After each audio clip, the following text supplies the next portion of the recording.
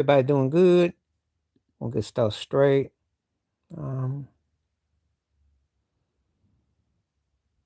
Let's see.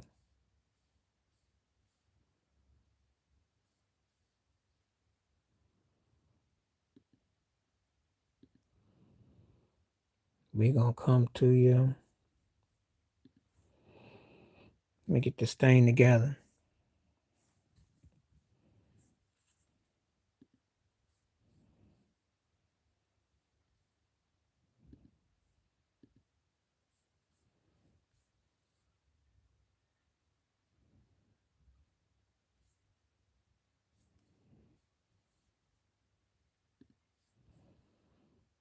Get this thing on real quick.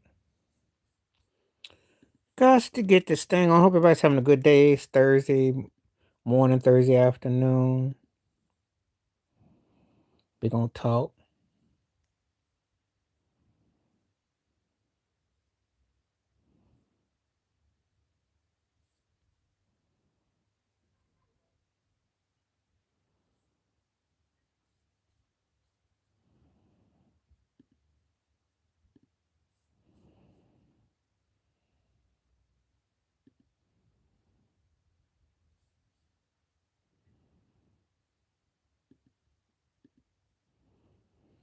See what we got real quick.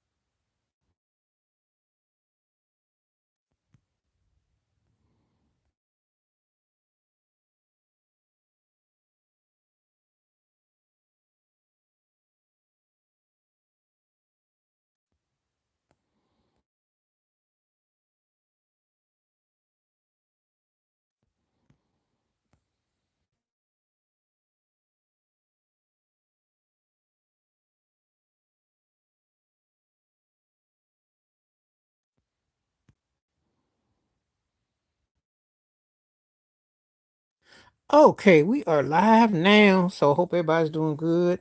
I had to send out all the streams, so if anybody comes on, you are live. I know there's a couple minutes like where it don't sound like there's nothing, but I am live. And yeah, we just talking about the Olympics and are you hyped about it? Were you in store for it? Do you care about it? Do you care about World Cup? Do you depends on where you are in the world. Some people are really um, hunky dory about it. Some people are like they don't really care. So uh, just coming to you live. Yeah, it's been a minute, so I'm here today. I'll see who comes on. Anybody wants to come on and kick it, we can kick it. Um, we will see what's up. Um, yeah, that's where we are. So everybody's doing good. Hope everybody's as we're getting near the ending part of June. Juneteenth is coming up. I got to work on some projects as far as that go. Uh, and yeah, Black Emancipation time. So that's a whole nother topic. There's a lot to get into. So it all depends on what you're into. Yeah, we're live here today. I just thought I'd come on in here. See if anybody want to come on. See if we catch anybody coming through. Um, Chop it up. Depends on where you are in the world. Depends on what's going on with you. Hope you've been doing well. Um, Weather is good. Spirits is good. Summer's about to come on through. So let's let the good times roll. Um, you know, um, just feeling really good and, you know, no, not at all. Not at all. Uh, Dr. King wanted integration, and it's been interrogation. Harriet Tubman, if you go underground and you get free, but yet people still treating you like they're taking down everything that you were fighting against, that's not progressive. No, they would be mortified, you know. But you don't have to go back that far. You can talk to somebody black who grew up in the 50s or the 60s, or somebody white that's on the ball, that's not in denial. You don't have to go back that far.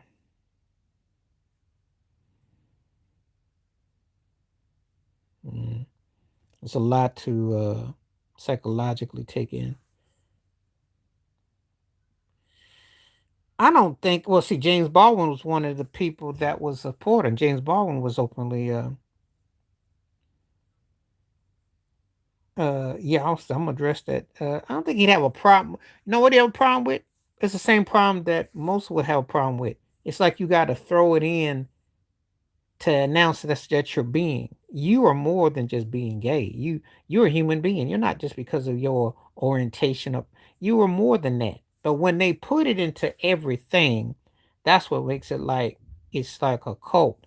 And it's always been there though. It's just that this has been sprayed more. So I think he would have a problem with the way that it's done. Not people's orientation, because James Baldwin was a supporter with him, but it's how it's used, it's how it's done. Set us back in the sense that there's no fight. That's the problem. A fight. There's this kind of like acceptance of this kind of behavior that's mental illness of racism. So if you go from that angle, if you're talking from the music perspective, entertainment perspective, yeah, there's no real standards being set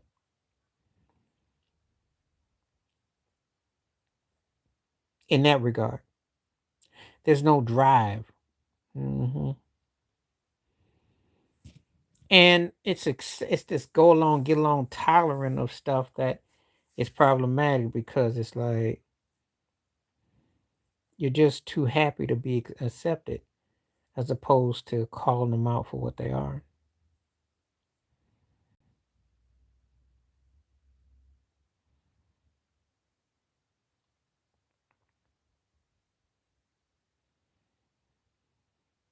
I have no problem. Listen, if you grew up in a house where your mother or your grandmother or your aunt took responsibility of you and put a switch or a belt to your behind, you already know they was toughing you up as much as they could, educating you as much as you could.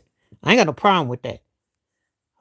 It's only when you get the women that feel like they gotta talk like a dude, you know, that's problematic, you know, because if you gotta talk tough or act like that, that's not the same. That's some whole different thing that's being pushed. But they should be treated equal. They should be treated to them as people, not because they have to put on the adaptation. I think two things can be true. I think a woman can be treated as respectful as a man is a human being. And I think a man can be sensitive without being starburst, but having compassion. And see, two things can be true. Stop acting like people don't have feelings. Stop acting like people can't be themselves. So we need to have those kind of conversations.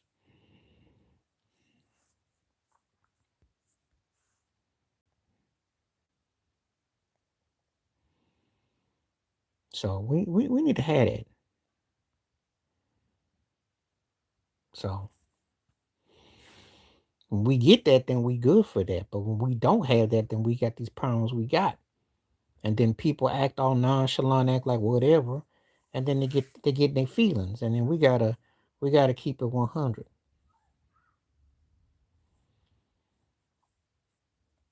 That's some good questions we're getting asked so far.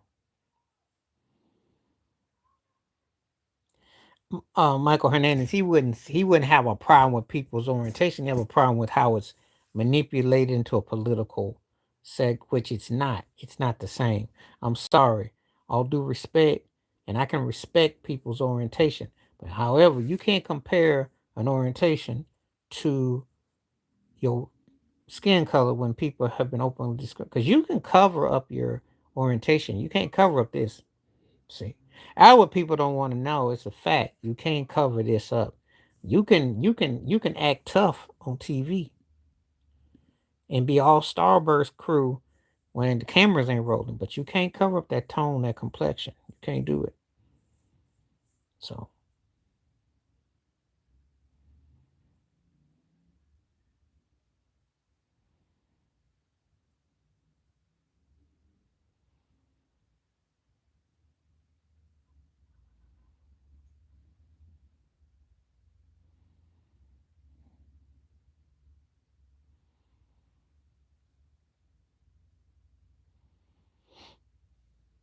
what's happening? What's happening? Good to see you. Good to see you. Thank you for coming on through. Now I'm coming on tomorrow too, just so you know. Then it'll be Sunday.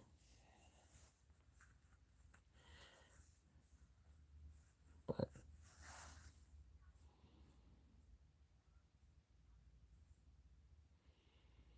we will see how everything go. We gonna have a nice roll. Welcome aboard.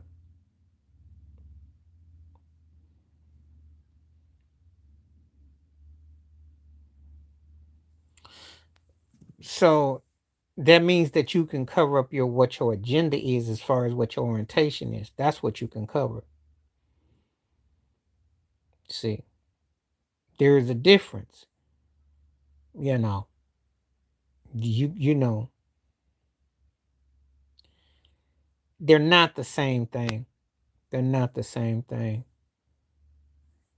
because the Bill Clinton did say don't ask, don't tell about the military, about people's orientation.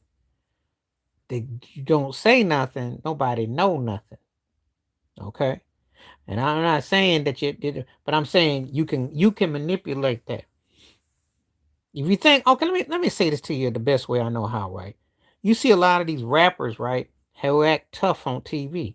And some of them cats is Starburst crew. But they put over this facade like they tough and strong. See what I mean?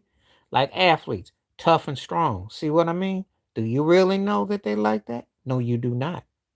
That's the difference. Whereas you come out here with this, you can't cover this up. You can't cover this nose up. You can't cover these lips up. You know, African features you can't cover up. Just saying, it's 100. So there is a big difference. That's all I'm getting at. I have to like give, display. That's what I mean when I say what I say.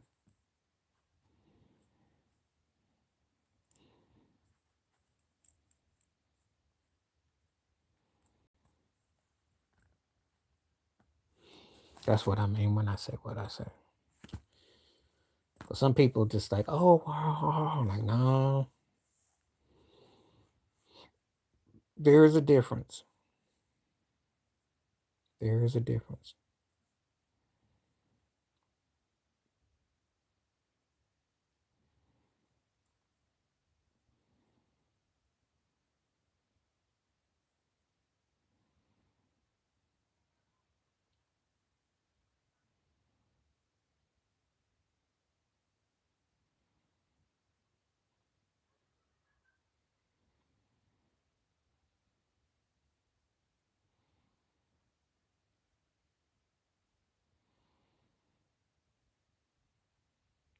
No, because again, people don't know nothing unless they can assume. But even then, they walk a fine line.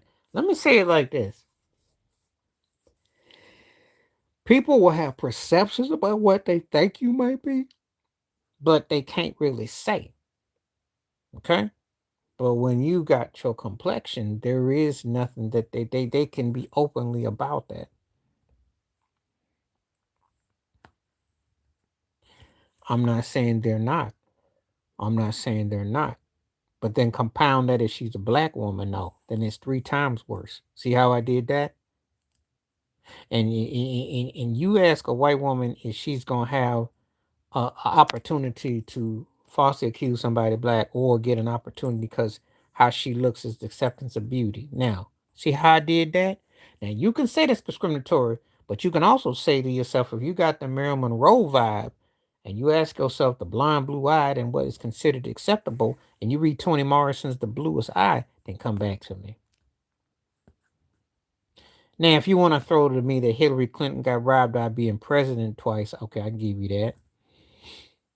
She's just as smart, and she had the last name, and she basically was the spin doctor for Bill. I'll give you that. But you've had women in positions too. So it all depends on how you look at it.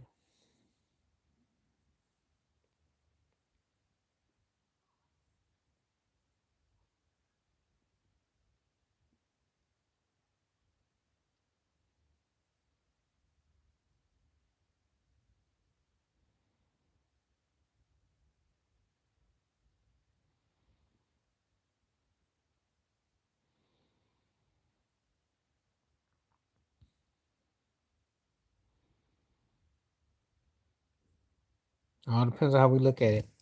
We all have a projection of stuff. Let's see. There's negative percent.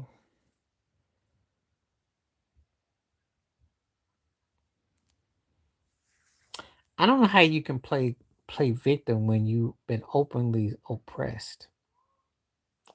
I don't know how you can play victim when all the laws that was legislated, they had a thing called Jim Crow. When now that they openly are trying to take away people acknowledging in the history about their contribution to society in the military, like for her is World War II, which my grandfather was. Okay. I don't know how you call it playing victim. Now you can play victim if you're a sports fan and you have no black owners, hardly any black general managers, and a handful of black coaches, and you're seeing in sports that they're weeding out black participants. I don't know how you can call it playing victim. I don't know like how you could watch a Michael Jackson movie and even say such a thing when he was racially discriminated against. He was a product of growing up as Jim Crow. He was a product of being a black boy who had family in the South who was segregated with separate water fountains, separate bathroom spaces. And even when he moved to that family home in Encino, California, there was a petition by white people that didn't want them living there. I don't know how you can say victimhood about that. And all the awards and all the stuff he had to go through and all the hate that's still going on right now with that Netflix thing. I don't know how anybody could say that. How you call that victim? You know. You ain't you're playing with the cards they dealt you. You're playing with the game they dealt you. Do you think white people gonna walk around and say that they're victims when they've had everything handed to them and openly when you have all the laws created for you? Let me say this: Jack Johnson, the fighter, they got a Man's Act that's still on the books, even though he got pardoned by Donald Trump, 2017, with Sylvester Stallone at the White House. Do you know that's what Diddy and R. Kelly got? Part of the Mann Act, White Slavery Act. Now, how does that work that you go across state lines and you call trafficking with a black man? That's a black law against slavery. Make that make sense.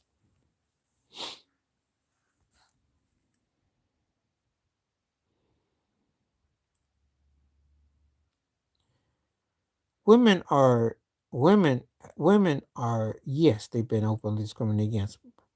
But have they had it overall harder than black people? No. Mm-mm.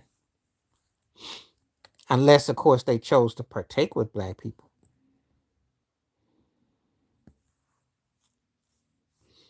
Everyone has hard. However, everyone also has got an apology. Everyone else has gotten some form of reparations. There's a difference. I don't think that black people go out of their way anymore than others.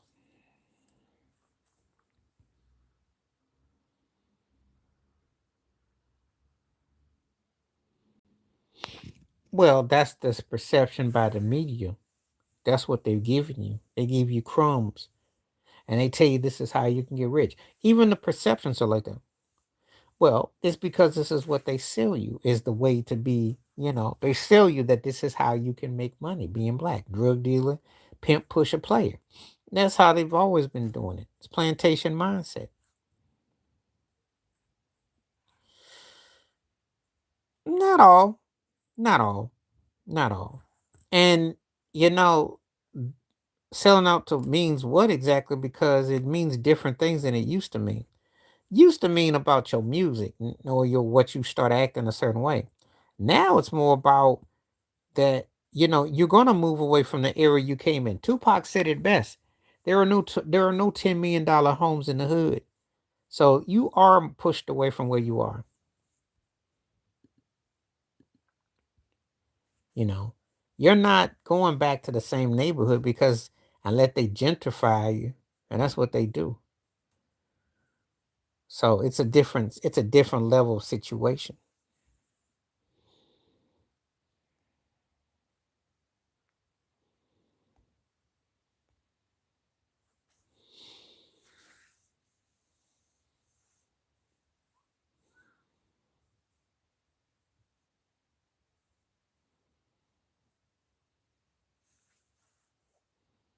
What's happening? How you living? Thank you for coming through. As I was telling Charlene, I'm on here again tomorrow. So today it's a part one and tomorrow's a part two. But what's up? Let's chop it up. We got some topics. We're going all over the place. And I'm gonna watch it later. I didn't really waste my time because I've been out all day. It was a nice day. It wasn't. But I'm glad that they got their parade. The '70s Knicks didn't get one, so I'm glad that they got one.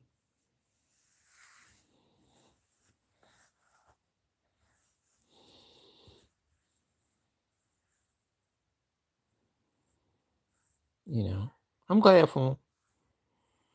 They deserve it. You know, I saw Mad Dog was hating on. They're not gonna let them all talk on the mic.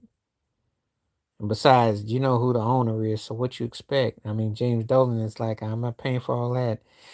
It's a bittersweet symphony. It's a bittersweet situation. It's bittersweet.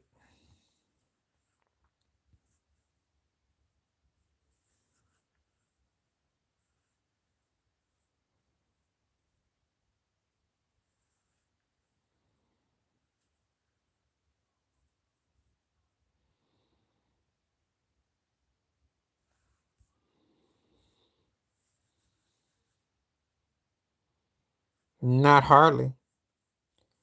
What would make you say such a thing like that? Yeah, different situation. No, I can't stand Trump. He's a racist bigot. So you're in the wrong form if you think that's something funny. I think if you watch my videos, you already know how I feel about him. Nothing has changed.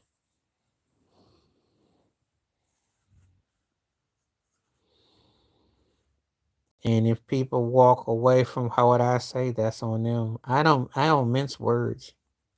Nope. Straight knee and grow. All knee and grow. You do the math. It's knee and grow. Well, good for Aaron the grind. More people need to say that.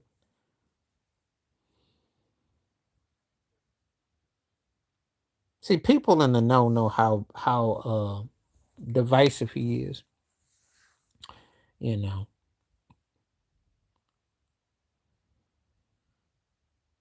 what's happening? How you doing?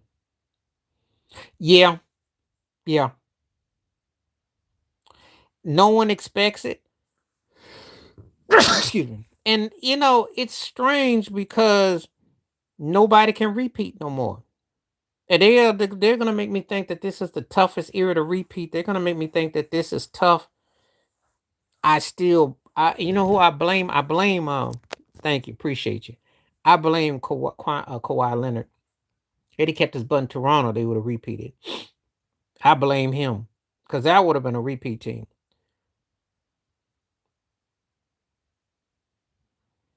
But he got to stay healthy first. He got to stay healthy first. Giannis got to stay healthy. If he stays healthy, we'll see. We don't know though. We'll see. But he's doing what he should have done like 3 years ago. He waited 3 years too late to go make this move. So that's how I feel about it.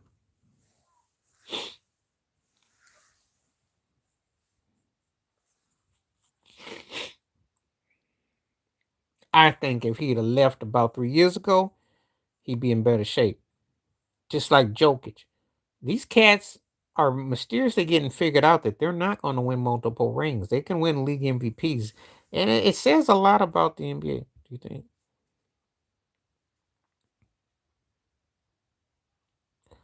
America picks on everybody because America's a big old bully. Thank you so much. It is true. Well, you know that. You smart. You already know.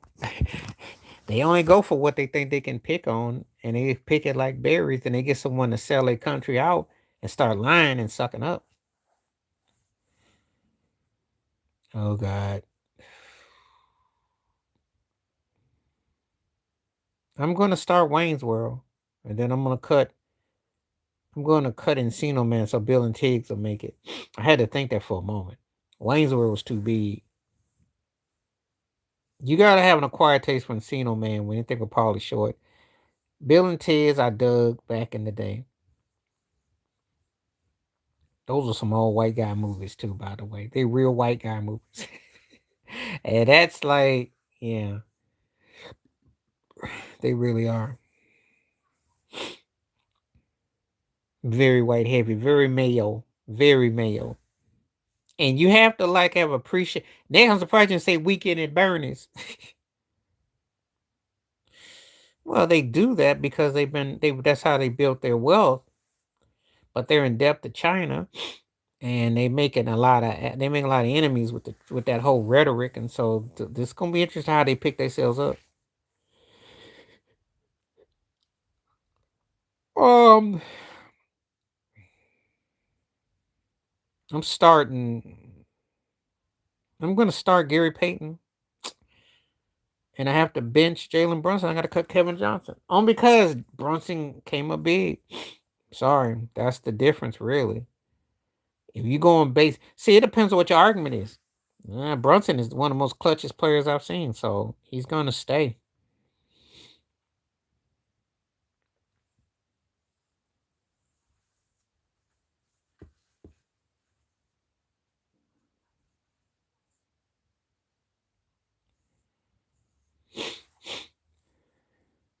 And I'm not just some Johnny come lately with Brunson, but being clutch is huge.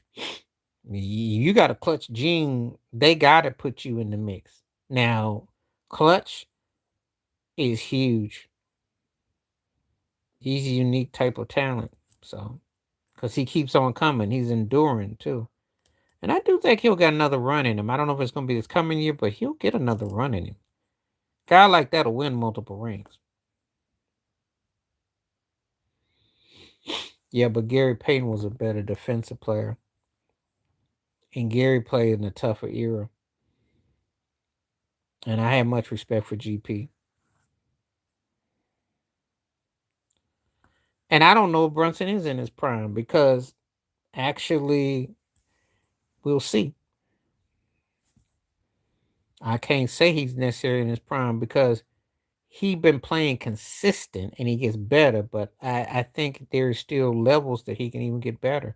I think another year or two he could actually be better than he was. Brunson is more offensively skilled, but Peyton is just as good on defense. And Glove was the truth. Glove was the truth. He was the truth. He's a Hall of Famer and he's a ballot. So you ask anybody, Gary Payton is gonna get love. People in the know.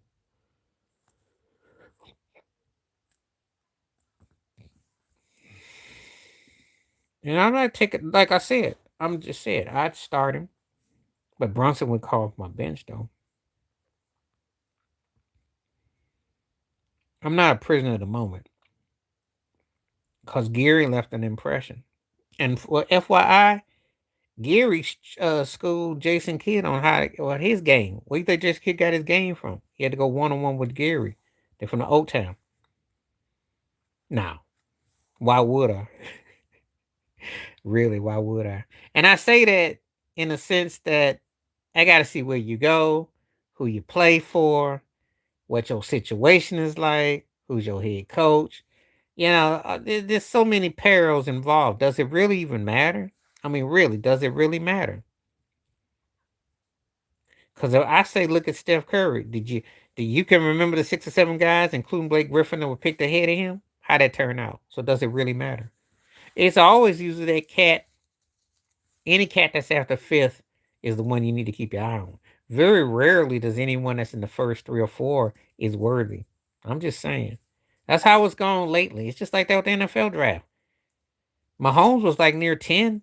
Does it really matter? You talking about the Washington Commanders? You talking about the Wizards? You talking about the Nationals? Which Washington are you talking about?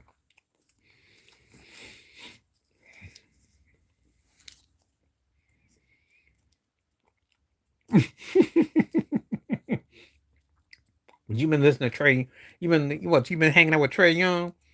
Come on, don't y'all forget about me. By looking at me. And look, first of all, if if Anthony Davis could halfway play more than a week, 3 quarters, and Trey plays something,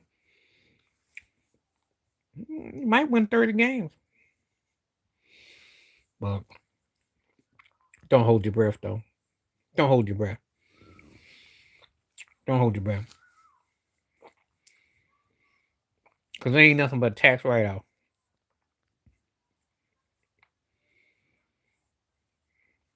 It's embarrassing. That's all they got.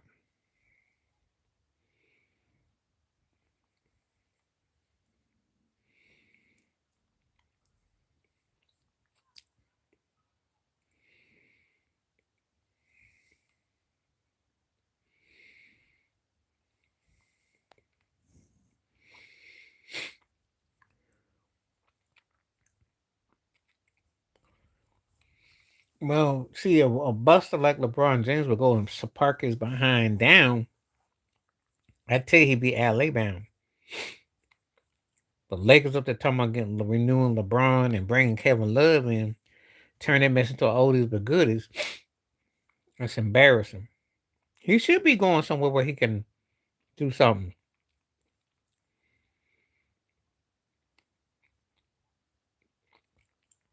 He is going to leave. They're not going to win nothing. You're not going to win nothing until you get your point guard and unload Rudy Gobert. Get you somebody like John Morant. Get you somebody like Joel Embiid. Cats that nobody want to touch right now. You might could get them for bargain sale. Imagine you could get Joel Embiid and Durant. That's the only way she can make some money. She can make no money selling no records no more. And one thing nobody can put her in a movie, so she could still do the hits. Um, for me, unless she's gonna become a songstress like an Anita Baker type, I don't want to keep seeing her doing the same old thing she did 30 years ago. Just like Madonna looks ridiculous trying to, become a stylist.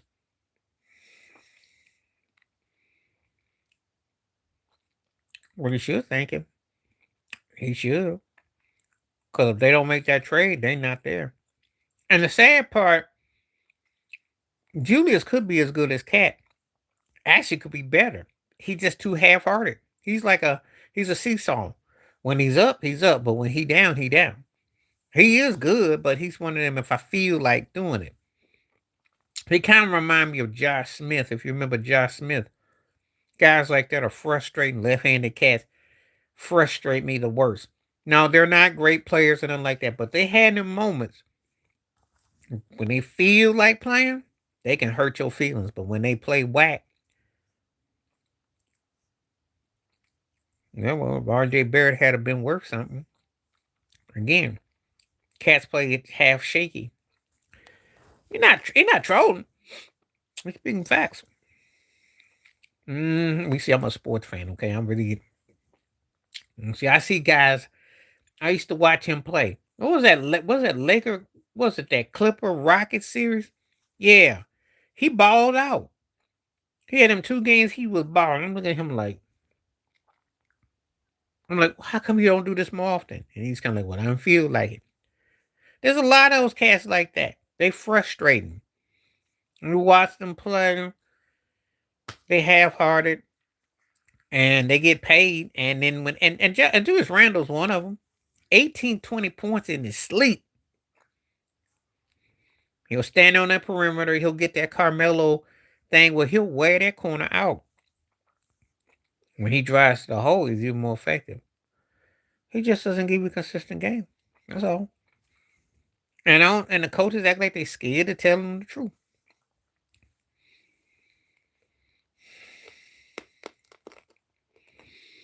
I'm starting Mike Miller. I'm gonna bench Karolinko and I'm cutting Dunleavy Jr. Karolinko would have been better had his wife not told me he had a one night to do what he wanted to do. He was good on defense. Dunleavy Jr. didn't really materialize like that. His pops was a mid player, so that's not a surprise. Mike Miller is pretty good. He could score and he defended pretty good. And of course, as a Heat fan, I remember when he lost his shoe and he hit all them shots. Karolinko had a little bit of game, but his wife messed his head up. He was never the same after she gave him a pass. So that's my story, and I'm sticking to it. And those are kind of soggy. That's kind of like a soggy list you gave me there. That's like real mid, second tierish, third tierish. So I saw what you did there. That's funny. Like I remember them cats all verbatim.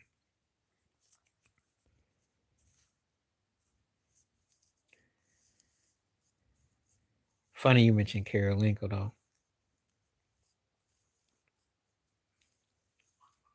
But to say Mike Dunleavy Jr., wow. He was old, mid as I don't know what. I remember Mike Miller when he was with Memphis before he came to the Heat.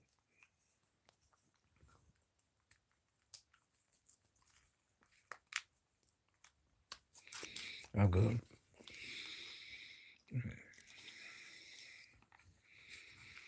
Okay.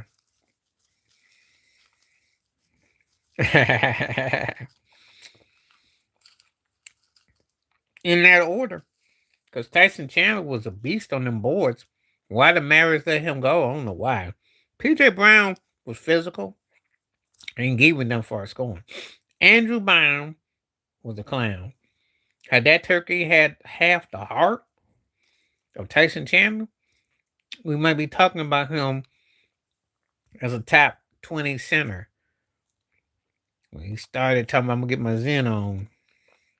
Yeah, PJ was nice. But I like Tyson Chandler better on. Tyson Chandler hit them boards and he came up clutch. That's all. They saw it at them too, because Andrew Bynum is a disgrace. He should have been better than both of them put together. He just was in it. He was just clowning. He was clowning.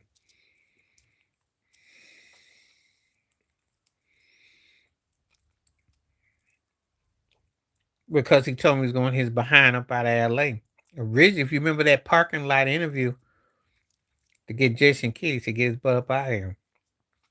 You thought the kid was wet between the ears. Because they had Paul. Actually, an offensive version of Dwight, not a defensive version. There was a time I could have made the case he was the best offensive center, and Dwight was the best defensive center. Could have said that. Bynum just clown. That's all. He was a clown. When he tried to shoot that three ball and he shot that air ball, and he said, "I'm getting my Zen on." But he was a clown. Too much too soon. One of them brothers who had too much too soon.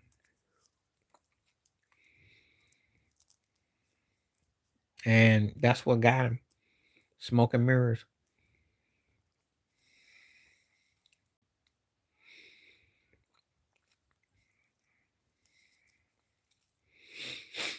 Oh God. You gotta be kidding. Woo, this is brutal. This is brutal. Okay, by default, Greg Oden is gonna start by default. Aiton is going off the bench and Kendrick gets cut. It's not up for discussion. Boy, that's one of the most horrible ones. I had to cringe. Because Oden could rebound. And he actually played within as much as he could do. DeAndre could be better, but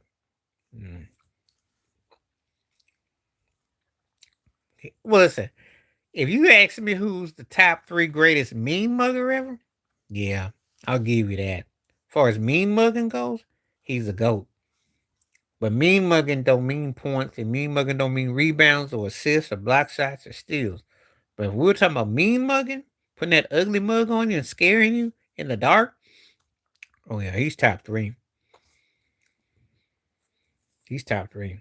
He can mean mug with the best of them. I'll give him that. He's a mean mugging champ. I don't know what else he can do, but he can mean mug. Nah, he sucks compared to those two. He's the weak man now. And DeAndre Ayton sucks, but at least he'll score 10, 15 points on you. Kendrick will put up 2 points, 6 fouls, 2 mean mugs, turn the ball over. Now, Odin could rebound a bit. He just was injury prone and he was an old man before he had a chance to play. That's all.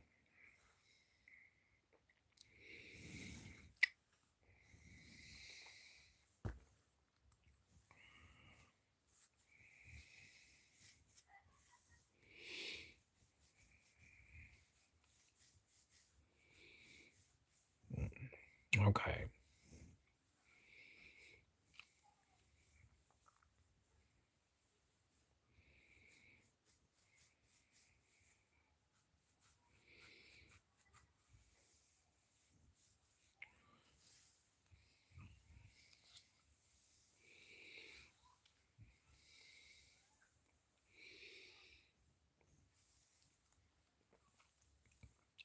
That's funny how somebody come out here trying to defend Kendrick Perkins and say he got a ring and never lost with the Celtics. That's hilarious.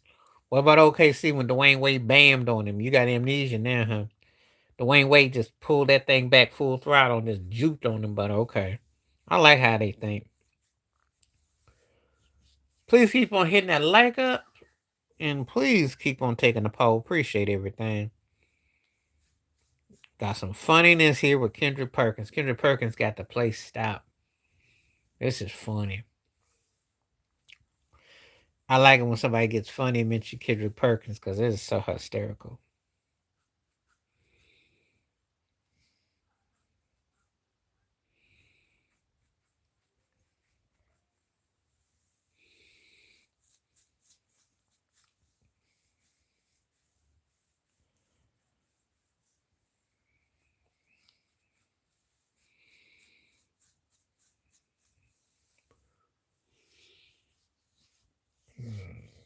That's too funny.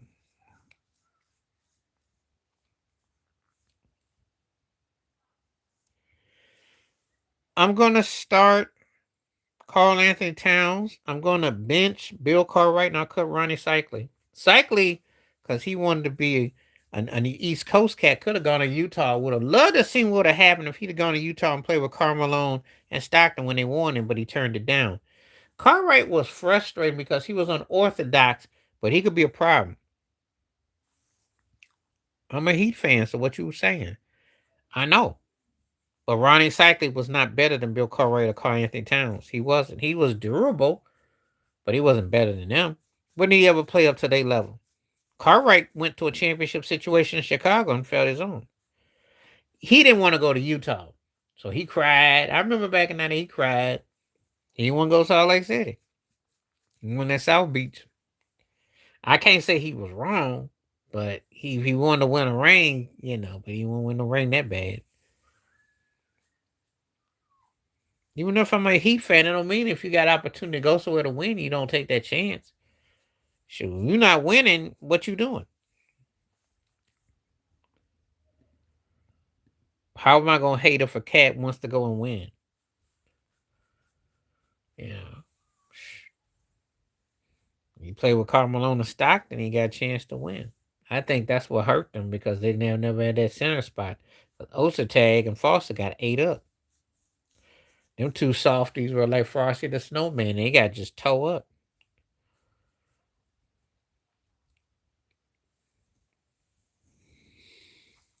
I never ever get Bradley Beal in my mind. God, this is horrible too. I think I'm gonna start Allen Houston, and then I'm gonna bench Doug Christian. I'm gonna cut Bradley Beal. Bradley Beal can score better than him, but he don't do nothing but stat pad, and his don't count for nothing. Allen Houston's a strong sidekick, and Christie's underappreciated for being, you know, what he did. Bradley Beal score a lot and don't mean nothing. He always talk a lot of yang, and his teams don't do jack, so I'm not trying to hear him. Allen Houston was a favorite of mine. I liked Allen Houston because he was definitely a good sidekick, just not the starting man. Though.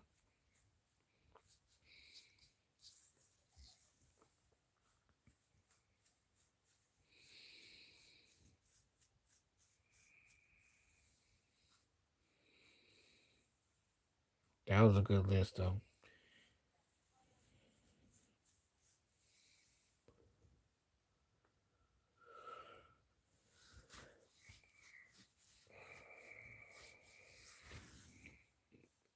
I'm going to start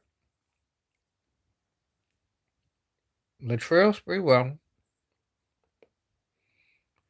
I'm going to bench Jalen Brown. I'm going to cut Mitch Richmond. And I like Mitch Richmond. But Jalen Brown is like an updated version of that. Latrell was bad. Before he lost his natural mind, that was a bad dude. It's going to be hard for me not to make Jalen Brown start a bench because Jalen is so clutch. But I can also acknowledge that someone's better than the talent wise. Not really. Because the problem with Mitch Richmond is that he never got his, situation got better. And he's one of those guys. I have to give Jalen Brunson that love. If Mitch had a came up bigger, I would have given him that love too. But okay, try to make that log on.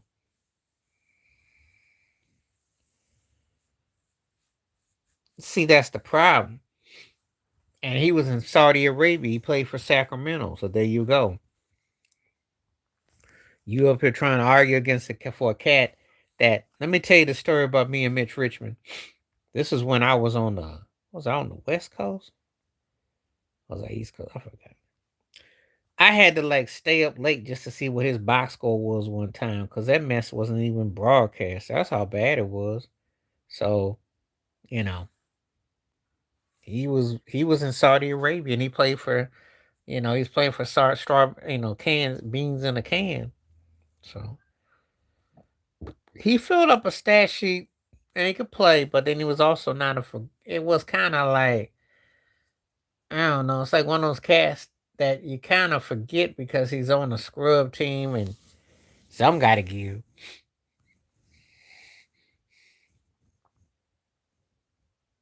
So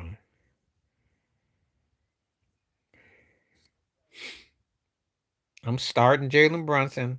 I'm benching Tim Hardaway and I'm cutting Derrick Rose because Hardaway was more consistent with his career, even though he wasn't as talented with the Rock as D Rose, but he was, And Jalen has got both of those guys because of being clutch.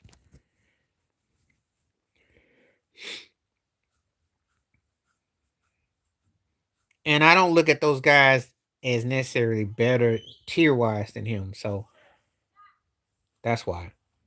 Tier wise, they're not better.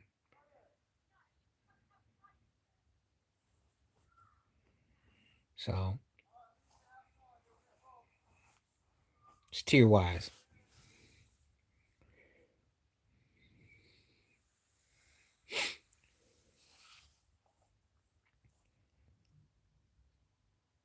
It's kind of it's okay.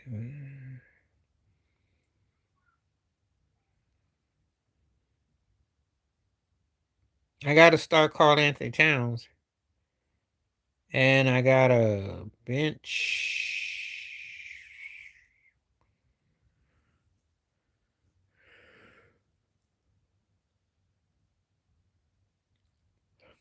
I got to bench Jermaine O'Neal and cut Rick Smith because I think Jermaine O'Neal actually got better as time went on. Carl Anthony Towns and Mitch Smith cancel each other out, so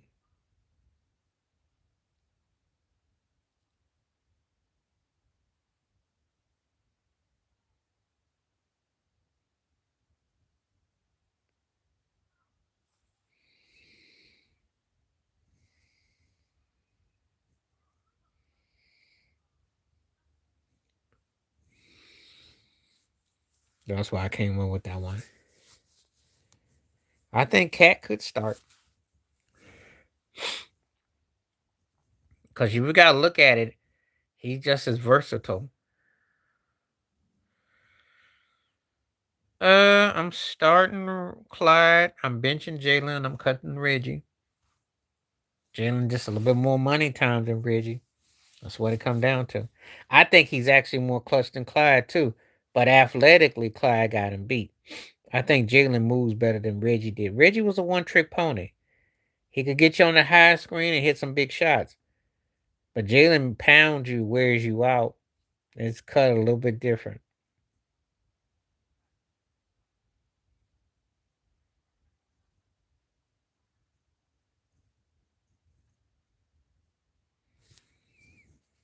So you ask me why I picked. Some of it I'm looking in talent, then I'm looking at clutch, then I'm looking at overall impact. Well, I have to be honest. If he ever tells somebody that practice or that the film studies is too long and he can't sleep, yeah. If you say something that ignorant, yeah, you're gonna lose your job. He said that garbage about a year ago, so that's why the Colts. That's why Daniel Jones came and got his job. Do I think Daniel Jones is necessarily better than him? Not necessarily. But Daniel Jones is like a clown, like he didn't, he's half baked.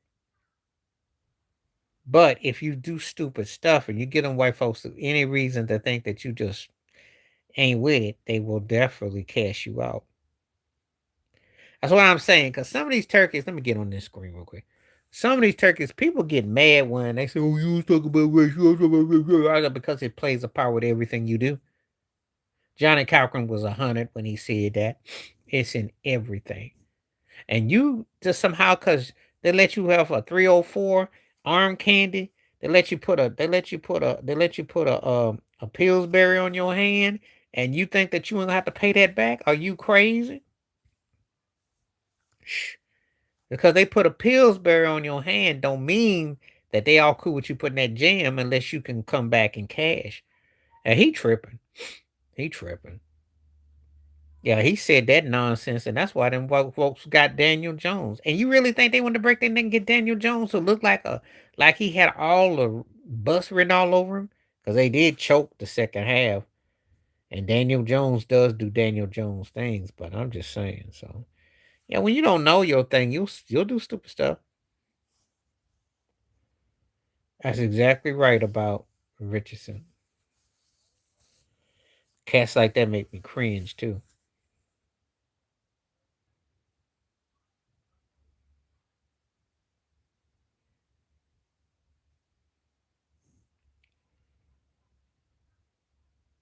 Yeah, see, you know what?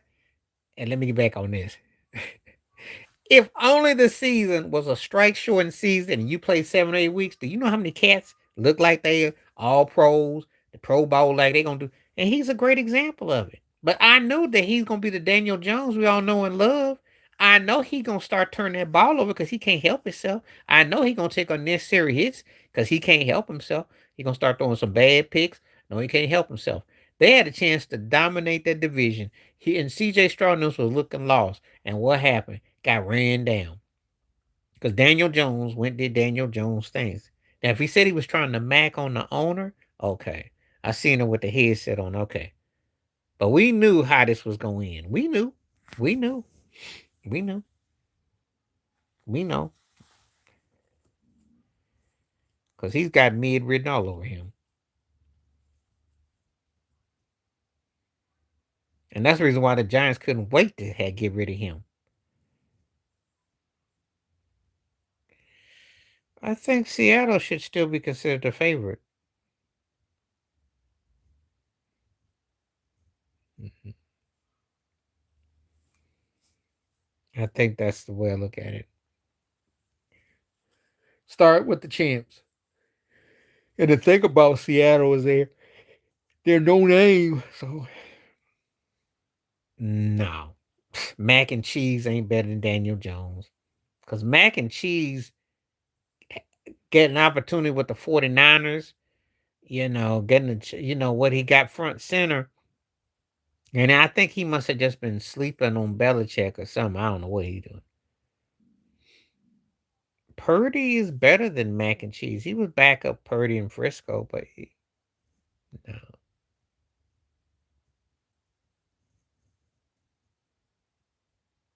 Yeah. About Purdy. Nah, he ain't better than Purdy. Purdy got to a Super Bowl. Purdy actually can play on a big level. Ain't nobody scared about no Mac and cheese, no Daniel Jones or Mac Jones.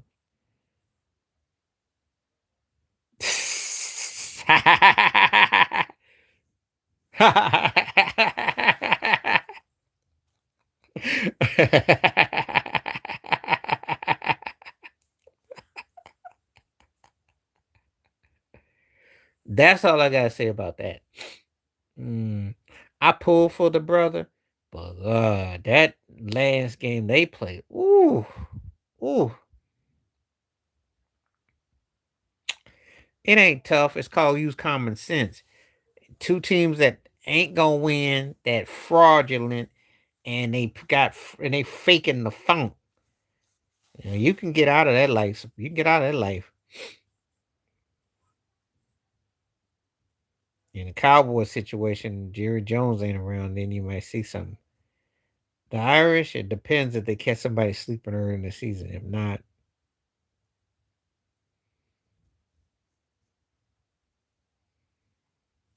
mm, pumpkin sauce.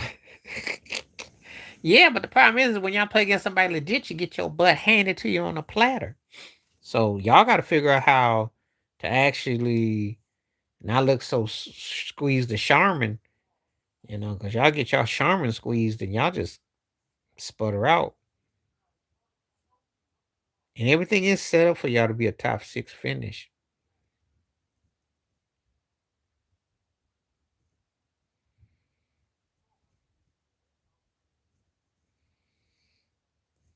So,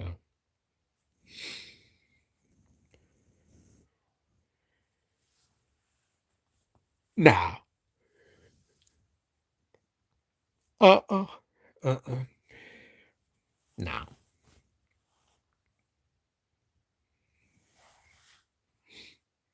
No, but I don't feel sorry for you though. You just making done some suspect choices, that's all.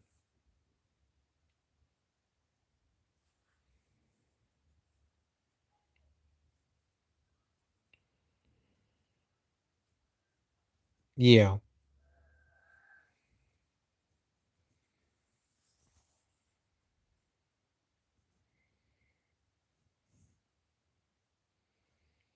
Yeah.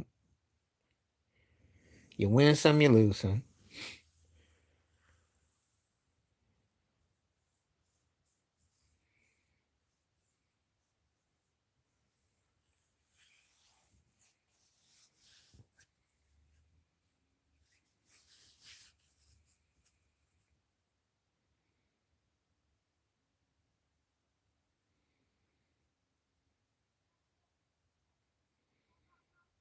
You win some, you lose some.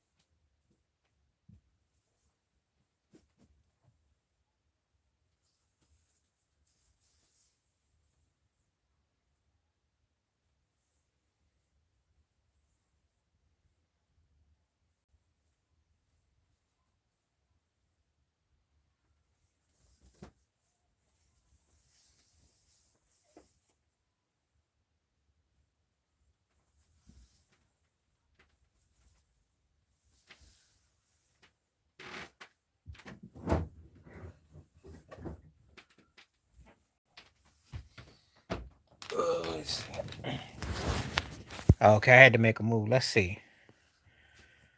Um, Start Bobby Brown, bench Keith Sweat, cut Johnny Gill. Johnny's got more talent than others, but Bobby hit the thing the right way. Keith had the longevity in the catalog. I like Gill, but it's just that he never formulated a long run. He never hit like the other two did. Let's see.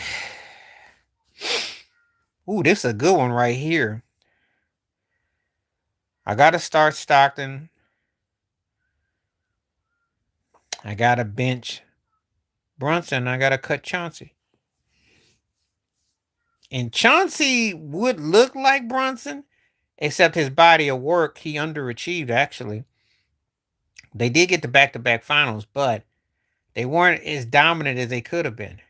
And he squandered some of his early years.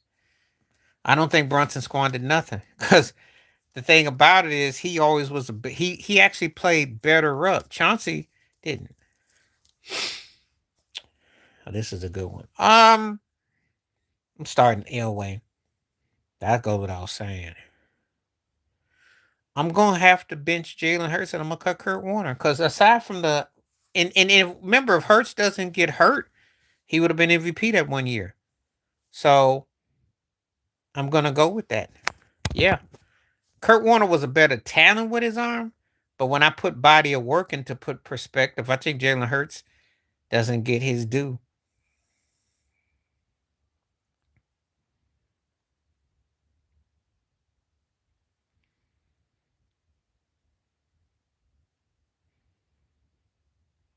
So that's why I'm gonna go with that.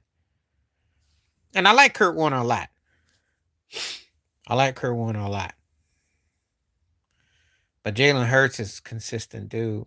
Jalen doesn't get his due. Neither one of them is touching Elway though. So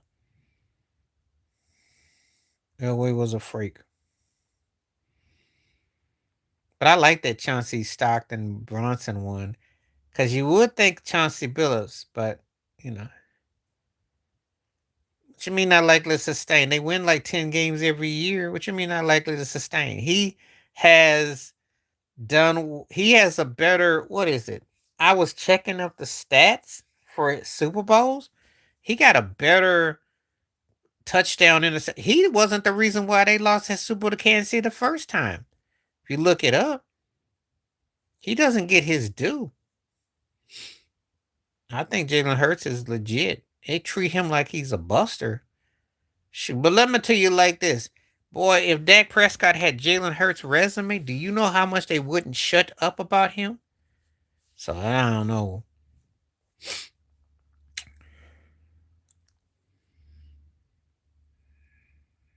Well, you got to start Brett Favre.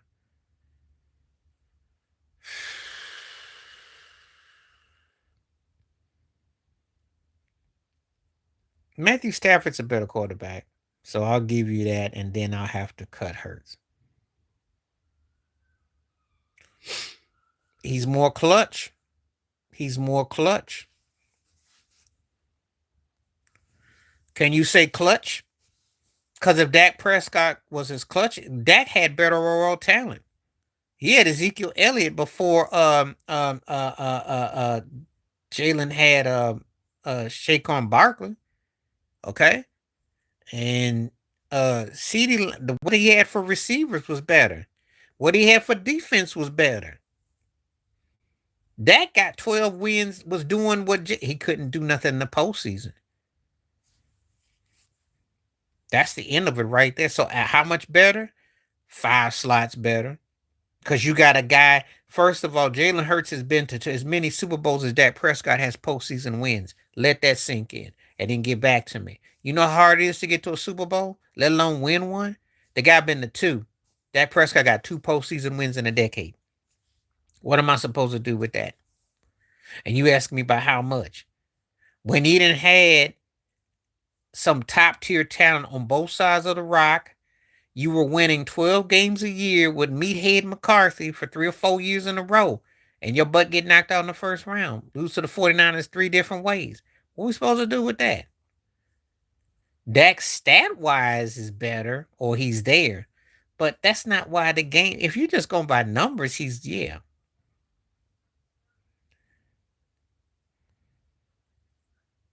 Champ Bailey. Sherman was a product of a great system, and I like him a lot. But I mean, Earl Watson was bad. They had a lot of bad. They had a lot of cats there that were big. He just happened to be more flamboyant, and he stuck out a little bit. But I don't think he dominated as much as he could. I think Champ Bailey was bad. Reeves gets love. I'm not blown away by Reeves, but he was busy for what he did. He was good for what he did. But I think Champ Bailey for me more impactful for me. I seen Champ Bailey turn Brady over, so get at Brady. So it all depends on what your criteria is.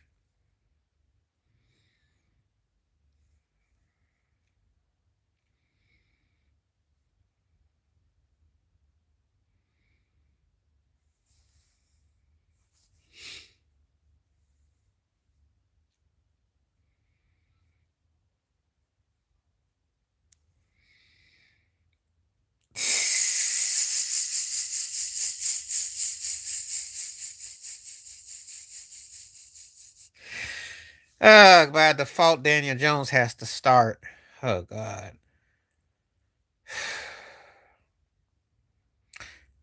I can't even stand Jackson Dart. But dang, I I wanted to like Justin Fields, but he he's headed towards Geno Smith territory. He's gonna get the bench. Oh, that's just brutal, and I hate to say that.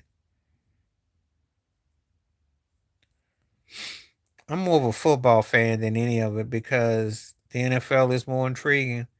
Because the only league that you can have scrub teams I'll watch. Scrub teams don't move me in the NBA, and the WNBA it's a blowout. But the NFL can sell me on a situation. They sell me on Cleveland, and they stunk, and they went through four different quarterbacks, through all them quarterbacks. I wouldn't tolerate that in other sports. You know, just saying.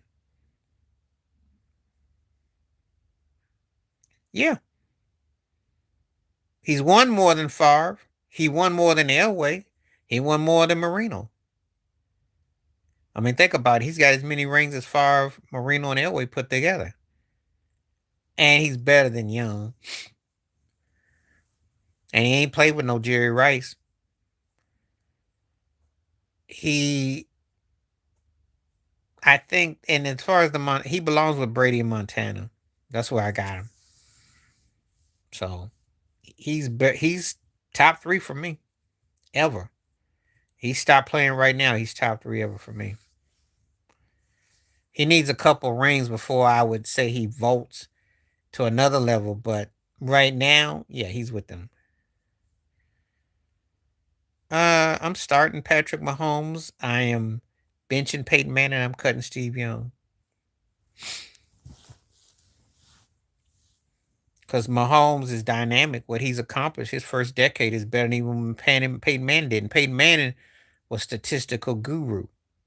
Steve Young got better because he was a mobile running quarterback. For a white dude to be running like that, that was a big deal back in the day. I know. But it wasn't that long ago. That's what got him over on the 49ers because he could run. His arm was kind of janky. He was sucked in Tampa Bay to go to LA Express. No. Tell me who you is again. Because I don't know when people change their profile.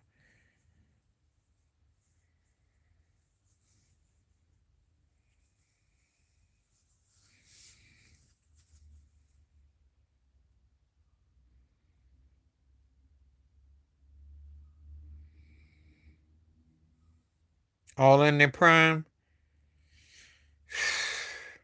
Oh, okay. Good to see you. Thank you. Oh, well, all in their prime. I'm starting. I'm starting Steve McNair. I'm benching Donovan. I'm cutting Phillip Rivers. That's not hard. Okay. Well, glad to see you again. Thank you for coming through.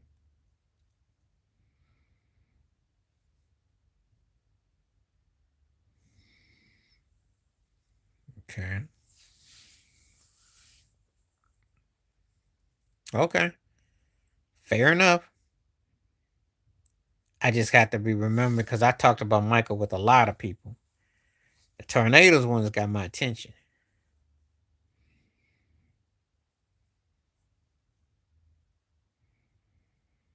He's not consistent. He's one of those kind of guys that thinks too much in his head. Skills should be there. He should be a top five quarterback. No, not lately. Not lately. He's problematic because Harbaugh looked like he frustrated with him. And it's like, look, kid, I can show you how to shorten your game up, but it's like I got to make you into a legit quarterback, and I have to compartmentalize you, and you just don't want to, either listen or put it down. He's a sherbert.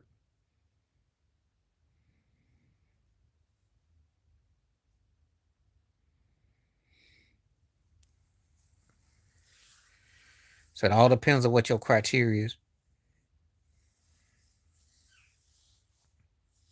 Oh, okay.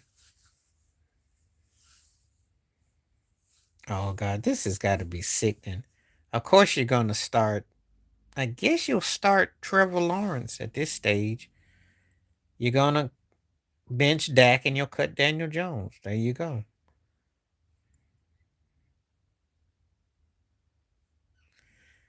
Now, because Trevor Lawrence is actually can play a little bit,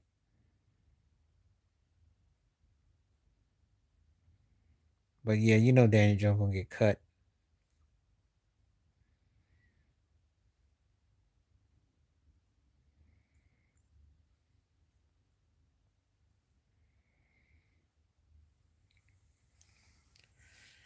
Yeah, you'll be waiting a long time for Dak to win anything.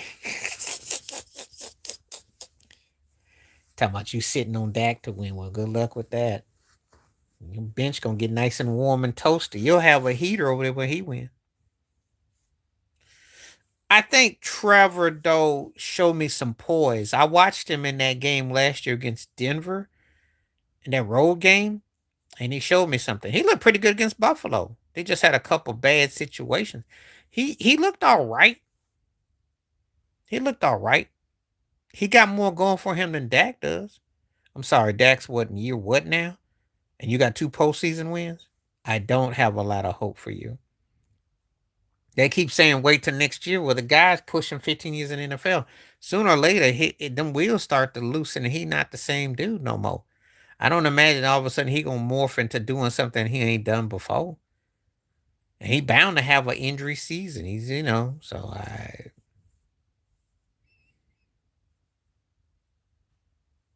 so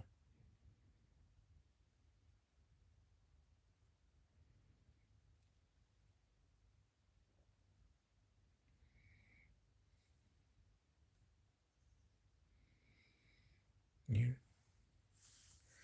Oh Lord, you gotta be well, Jaden Daniels for now. Bench Trevor and you cut for Rod. Because anytime you hit your head into a turnbuckle, which ain't a turnbuckle, and you get sacked by the outside, you're not the brightest tool. Trevor will be a bench cat. But I like if Jaden Daniels comes back the half of like he was the first season. That's where I'm at.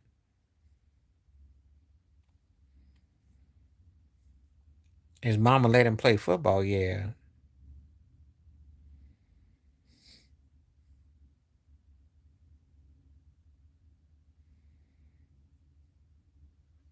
So that's where we are. Gus Farad, that's funny. That's a name you don't never hear no more.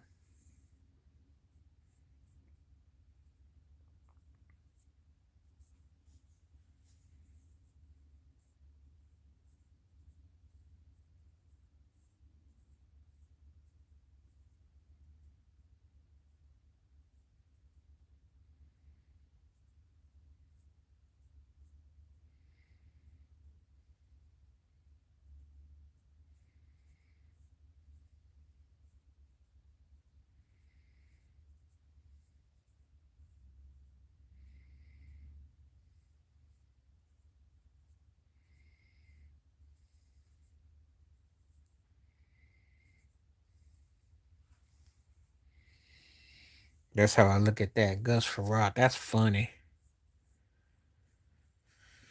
God, it's really tough now. He's slim pickings now. Um, Start Mace, bench Drake, and cut Big Sean. That's embarrassing though, because I can't stand Drake. But there's always some busters that are worse. But I'll start Mace. I don't, but Big Sean sucks though. So you be when you name busters, you give me but so much to work with. You didn't put Drake up against nobody that would have been buried per se.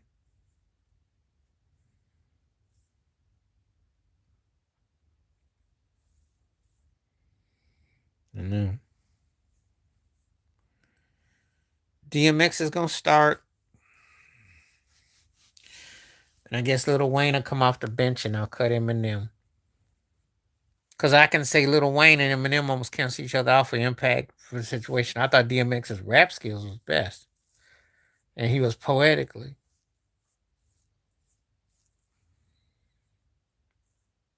No, no, cause Bird could do more with his ball handling skills.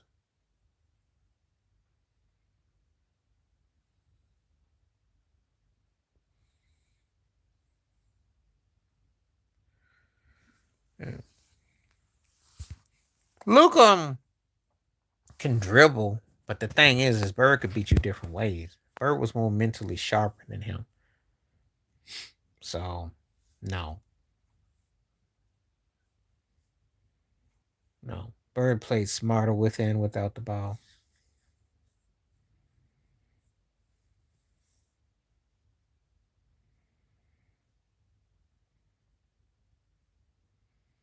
Jay Z and DMX.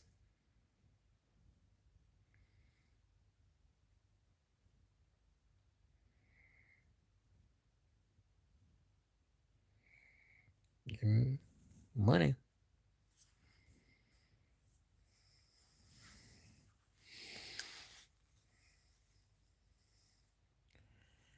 Ain't nobody talking about no Jay Z and Eminem. Ain't nobody talking about it. Sorry, Charlie.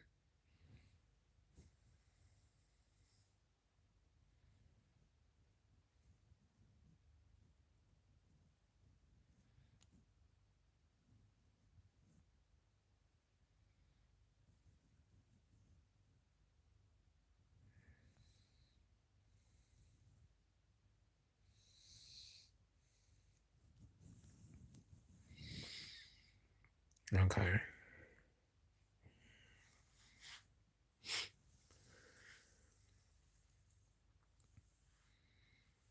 Beat it. And I love Never Too Much, but Beat It, no. Beat It's got such a burst of storytelling. It grooves.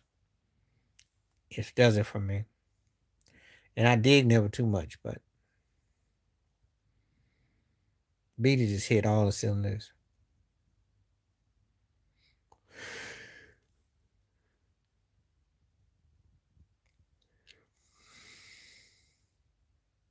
Yeah, I chose Beat It. Because it was the lyrics, it was the vocals, it was the groove, it was catchy. It's a better song. Oh, okay. Okay, I got you. Now, I listen to Never Too Much probably more, but Beat It's more just got a voltage about it.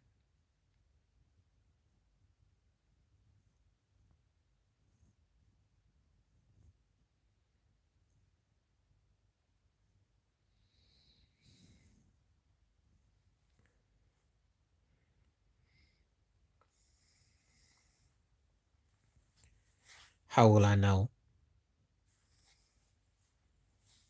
Because I love the vocals on that. That's why we fell in love with Whitney. Them vocals was everything.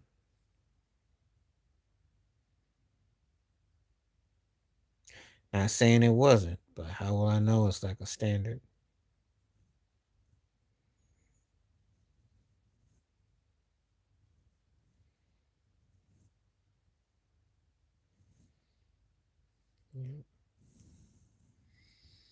Not saying it wasn't. Just saying. You asked me about Whitney, and there was a certain innocence in the vibe. Remember the time. I like the vocals on Butterflies a lot, but remember the time it had more going for it. Butterflies had a great verse. He sounded great on it. It just didn't go, he didn't, so which didn't have much going to it. So it comes down to.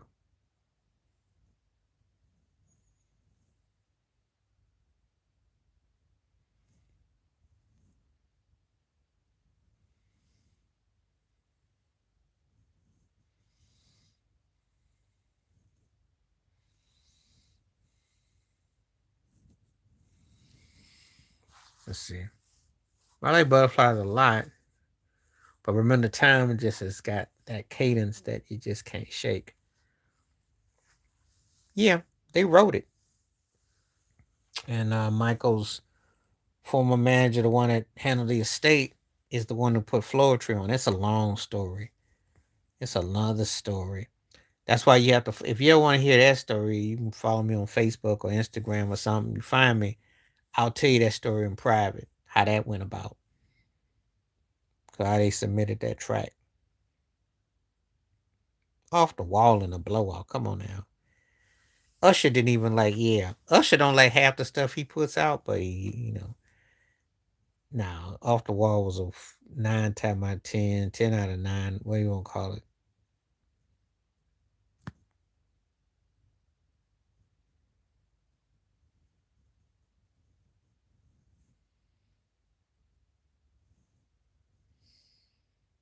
Yeah. Michael Jackson off the wall. He didn't really aspire to be anything more than what he was. That's why. Talented dude, got soul in him, but doesn't have any drive in him. You know, he's kind of like it's kind of like a Carmelo Anthony situation. He good at what he do, and he can put points up and stuff. But what else can he do? And then he doesn't have that drive to. It doesn't go nowhere. You know, he got to good and he got happy.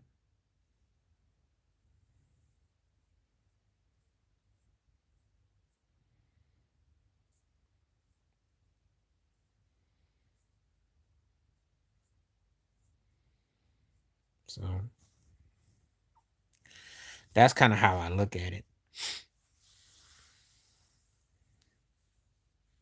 But having said all that, no, he's better than Chris Brown. But it's just that he got arrested development as an artist, and if he doesn't get the right writing and the right this, then his voice isn't that strong enough to hit like he wants to. So yeah,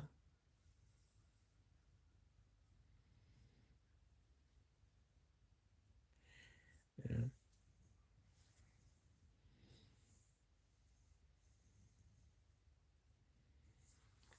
Well, there's money on him. That's why somebody got some money on him. As long as they got money on him, they gonna milk that cow. But it ain't nobody says talent's got any better because he ain't.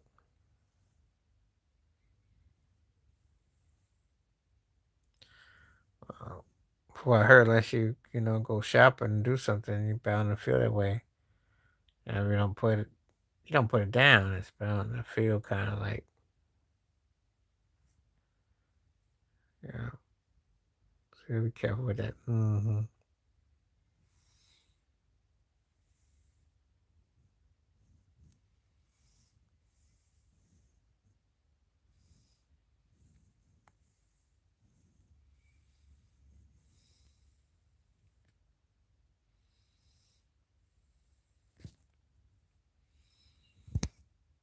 See what we got. I saw your video too, by the way, on there. The one Brandy be the new Selena. Well, Clive Davis wanted to push the agenda, but you know.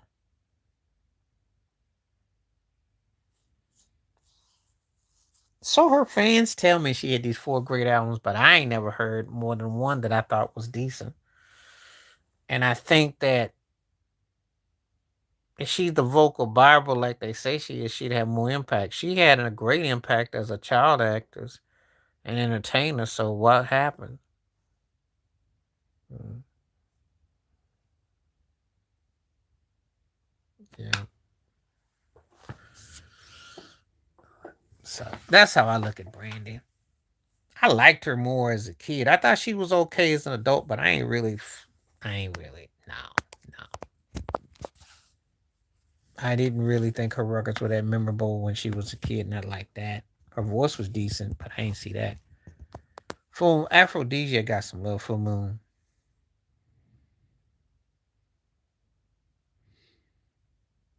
Okay, you were a diehard fan. Well, again, I thought she did her best stuff as a kid. If Aaliyah had stayed working with R. Kelly, I don't think there would have been no problem. They all got something the other doesn't have. Uh, Brandy had that chic hit that was, balanced. Sierra's just a dancer. She ain't got no skills. And becoming Mrs. Russell West Wilson is the best hit she's had in long time. Monica never got past it's like Arrested Development, so it's still those kitty type of games, which is cool, but it gets old fast.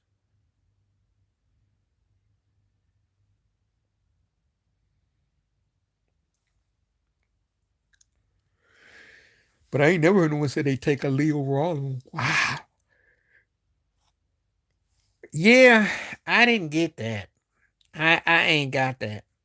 I ain't got that.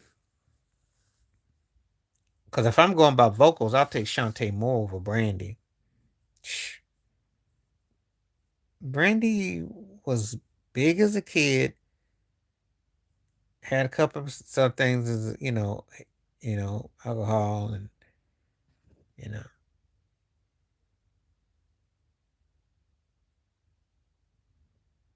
the band would be because I don't know. I just never got the hype with Brandy like that. I like some of her songs, but you know, yeah. When she had Kipper Jones, when she did "I Wanna Be Down with What You," I like that stuff. But I just ain't got all this Brandy love like this Brandy altering. I ain't with all that. I ain't picked that up. I haven't picked it up.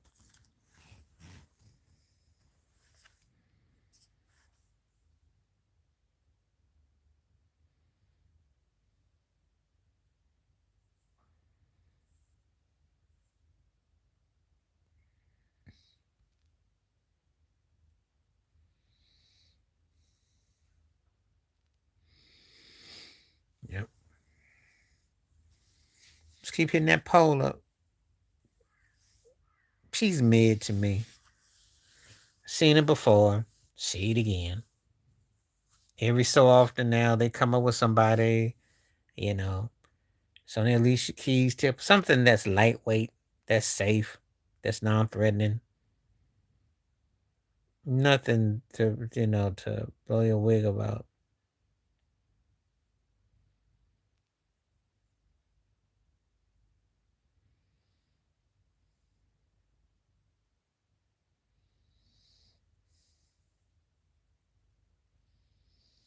Okay. Yeah.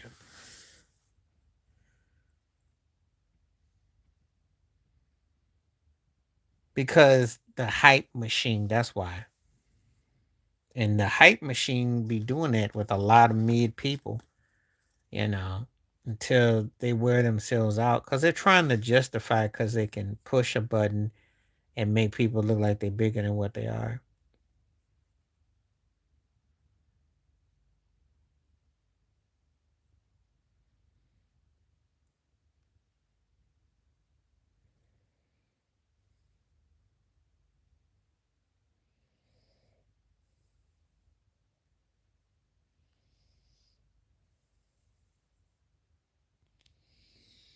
Let's see what you got.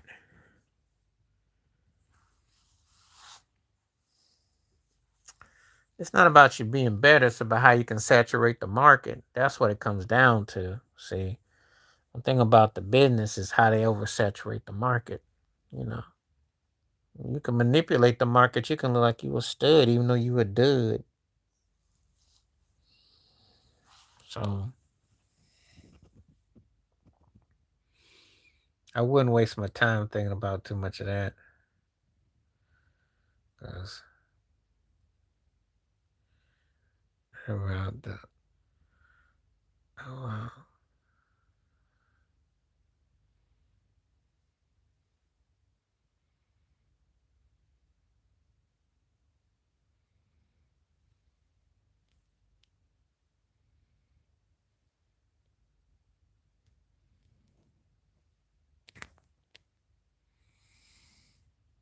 Let's see.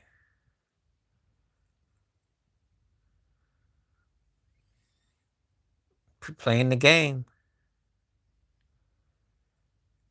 That's your personal opinion. I don't know better at what. I don't know.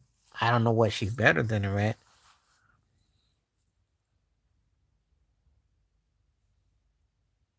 I mean, what's your criteria? Because Beyonce then had a 35-year career, and so what's your criteria?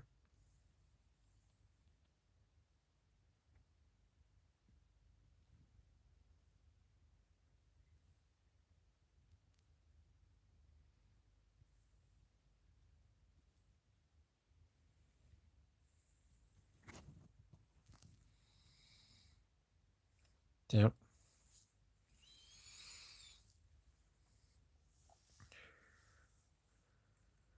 Okay, I will. I'll check her out. I will peep her out.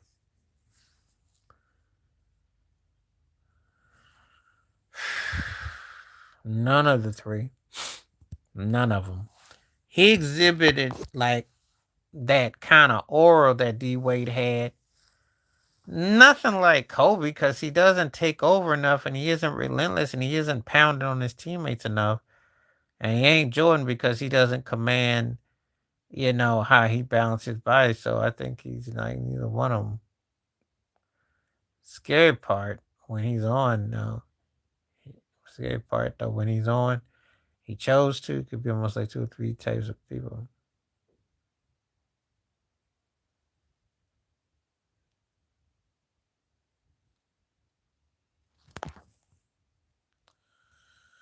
So it's one of those days. Now I don't know why anybody would say that. He looks a little bit like Jordan a little bit, but he doesn't have the instinct to get stuff engaged, and it's just a shame.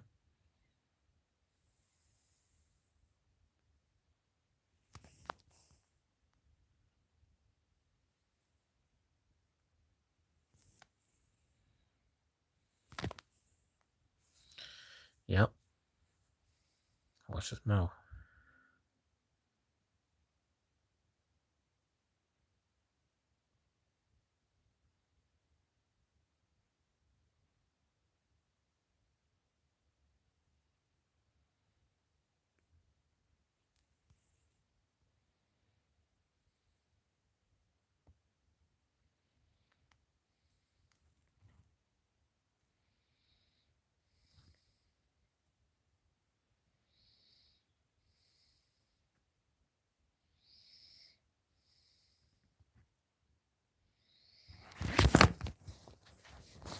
What do I got?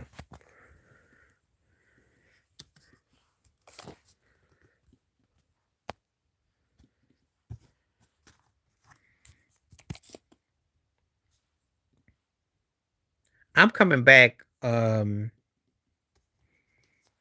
coming back tomorrow. What you mean you looking didn't see me on for a few hours? What you mean you didn't see me on for a few hours?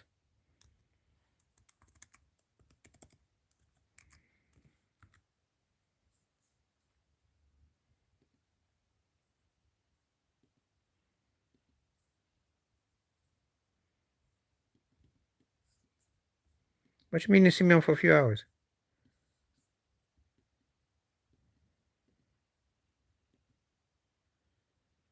Oh God. Sam Perkins to start. Horace Grant off the bench. Miles Turner gets cut.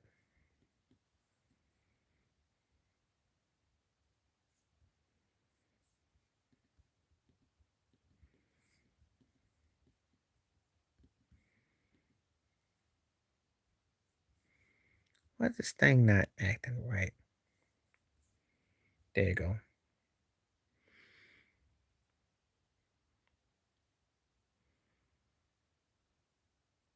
Oh, no, I wasn't on. I was out.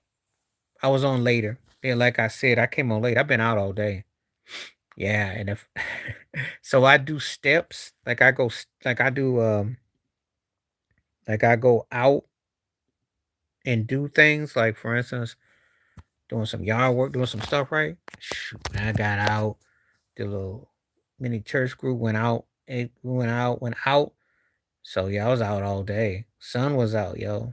I was gone. Gone for like so yeah, depending what time you come on, yeah. So yeah, I was out for about I got on about almost 2 hours ago. Yeah. That's why. I might shock you though. It might come on early tomorrow if I'm on early tomorrow. But today was the regular. Because I sent Charlene a note that I was gonna be on.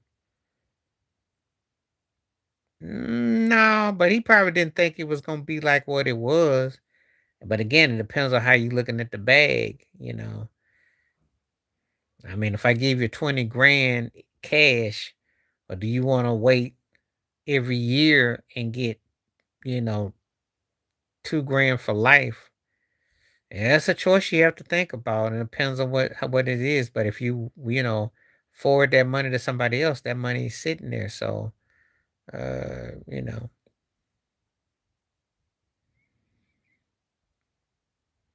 But again, I don't think people knew at the time that Michael was gonna sell like that. See, Michael Jackson was one of those kind of people that his stuff just hit you out the blue, and he could sell like crazy. You know, like nobody saw the Michael movie being a $1 billion made movie.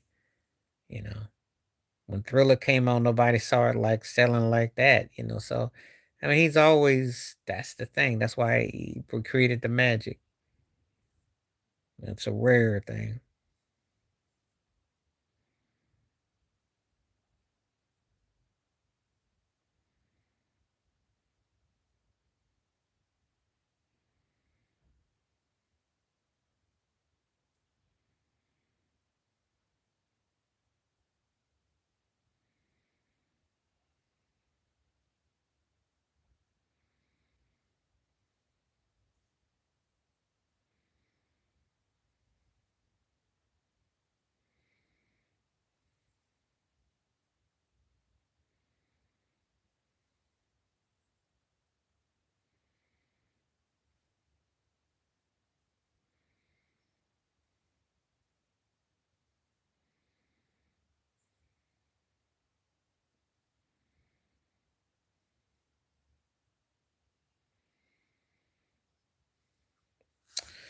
Garnett starting, Carl Anthony Towns off the bench, Sean Kemp gets cut. Because Sean Kemp didn't really he as quick as he rose, as quick as he fell, and then he turned to the Pillsbury Doughboy. KG was bad, but KG is one of those guys that, as great as he was, could have been even better. Cat is gonna look better because he's coming from a slot. And of course, as great as Garnett is, remember he slotted with Paul Pierce. That's where he was thriving. So I can't say that they got that in common. None of one of those guys is what I call a front dude. Think about it. None of them is a front dude. I know you're gonna throw that Garnett was MVP, and they gonna say, but was he really a front dude? Was he really? Front dude means was he really that leader? Was he really that dude? I don't know. I know he was strong in Boston when Paul Pierce was taking charge. I know what Paul Pierce did against. I know what I saw. And Garnett was tough, but I didn't know if he was quite a front dude. And I know that Cat's not, but Cat is your second option is scary. And I think he's gonna look better. And Sean Kemp is one of those guys that Unless you saw the finals against the Bulls and you appreciate what he did, or Rain Man, his thing, you're not gonna think there was a lot of substance there. So that's why.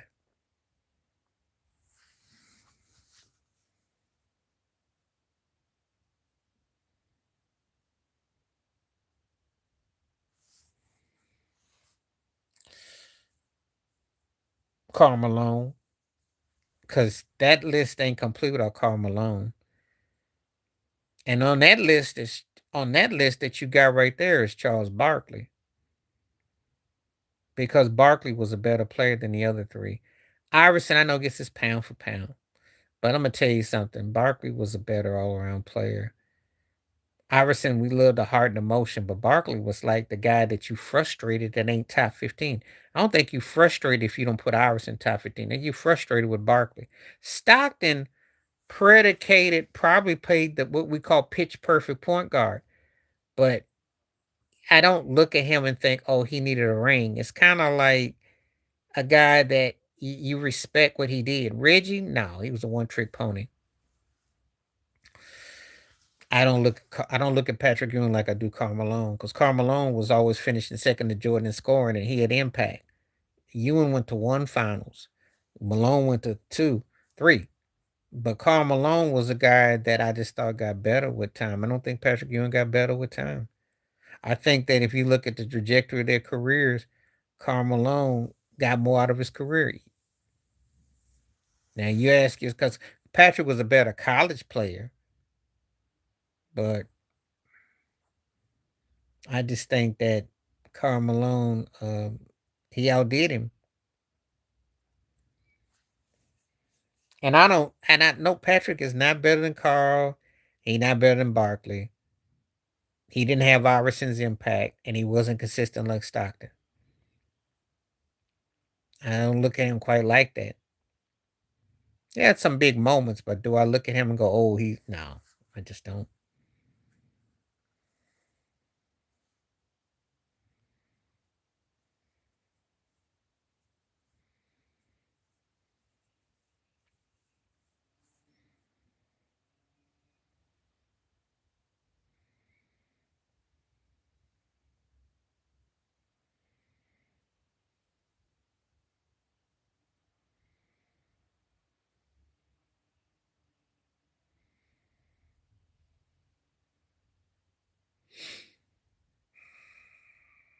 Ooh, ooh, ooh! Look at you! Ooh! Oh, of course I'm gonna start Kawhi Leonard, and I'm gonna bench Paul Pierce, and I cut Klay Thompson. Because Kawhi was a better two-way player. He was an upgrade over Paul Pierce. And if Kawhi doesn't leave Toronto, he's got multi rings. He's one ring away from being a guy that you would consider top 15 or 20 and you wouldn't think twice. Paul Pierce will say you differently. Paul was a clutch shooter and could play defense, but he wasn't touching Kawhi. Klay was a better shooter than both of them put together, but Klay didn't really go to another level. Those guys were leaders. I'm not going to sit around and say that I'll say it like this: Steph was the better player, but Klay can make Golden State look scary. But he never really showed that next. Why? I think the world of Kawhi Leonard. Kawhi is one of my favorite players. He's physical. He's strong. He's like a cross between an aspect of Michael Jordan and an aspect of Moses Malone. Cause that mid range shot and that strength he's got, he's frustrating too. Cause he don't play much. But if his numbers were better, we'd be looking at him completely. He should be in the same conversation with Steph, LeBron, and Durant. He should be. He the one guy who could beat all of them in his prime. Just didn't, again, frustrating cat. But you know he's one of the baddest to ever do it. No, I like Paul Pierce a lot, but Paul Pierce was not seeing him.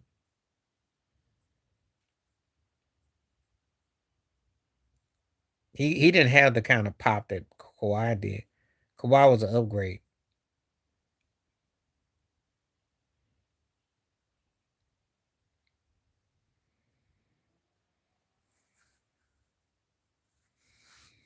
Sorry.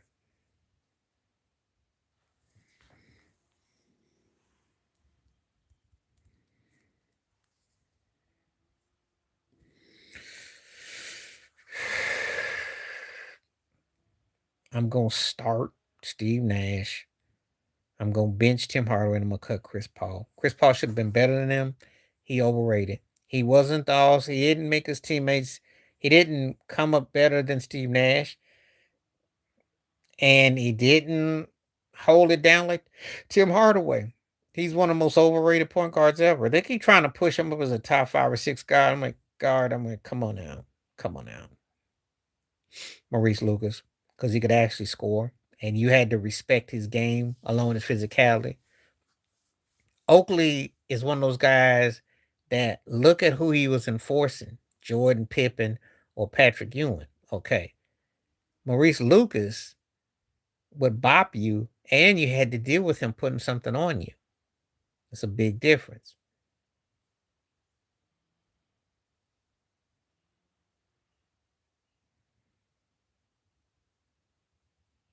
If it's healthy, I'm taking a healthy Penny Hardaway. Ben Simmons is a never was, so you shouldn't even put his name on there. Cause I'm sorry, you can't be checked in and checked out when you feel like it. This ain't a hotel.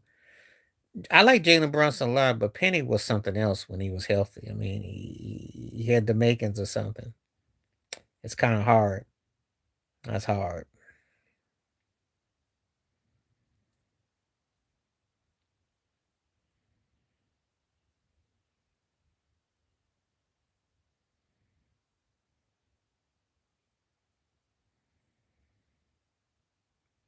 No, no.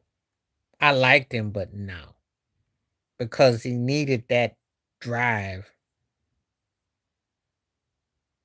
and that's kind of like I'll say this though: if he'd have been healthy and had he, you know, you know, they put something around him. But it's hard to win without a guy like Shaq or having some enforcers. It really is.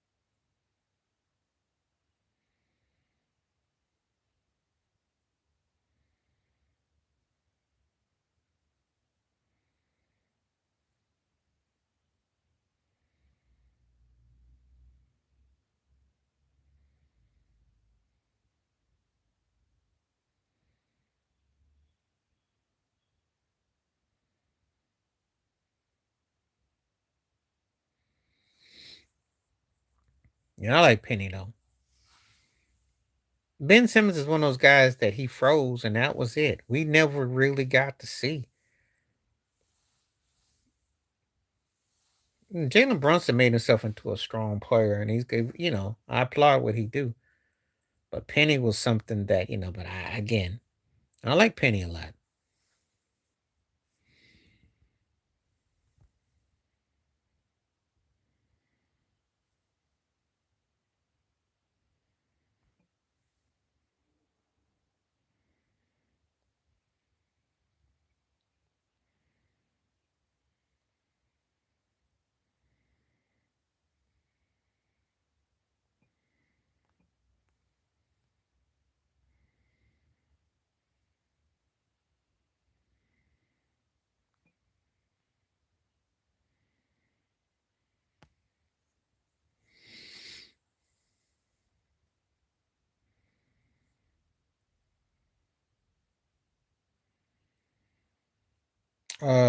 I'd say Fats Lever. I say Mookie Blaylock.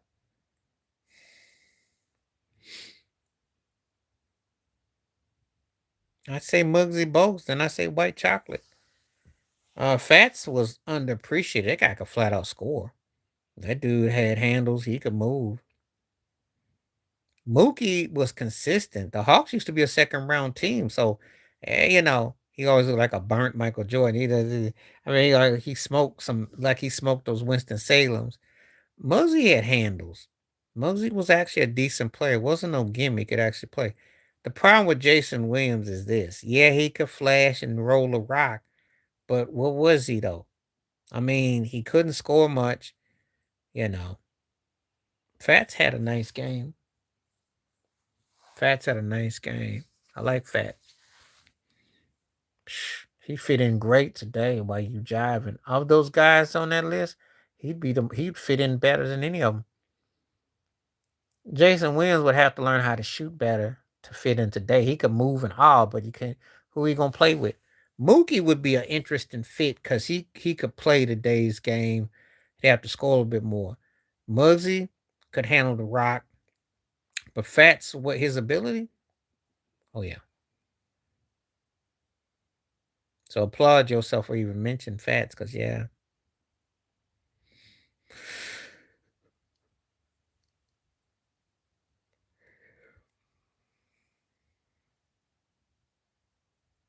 Rick Fox, easily. Because he was an instrumental partner when he went against Doug Christie in the finals. 3D was beneficial with Shaq, and he had some moments, but Jeremy Grant is good, but Rick Fox doesn't get his due. He doesn't get his due. People look at the El DeBarge hair and they think, oh, Mr. Sunshine, pretty boy, and that's all he had. No, he flat out hit them threes, and he could defend pretty good. And he was even better defender in Boston. That's what a lot of people don't understand. That's why the Lakers got him for like they got him. Because imagine if Reggie Lewis had lived and Len Bias lived, and you got him, Fox, and that would have been scary. I like Tatil. He did good with Portland, but if you go to Chicago, you go to die, though. I mean, I'm just saying. That don't really mean nothing, though. The Bulls don't know what to do. But Takil's a decent coach. I wish him the best. They ain't gonna do nothing, but I wish him the best, though. They not gonna do nothing.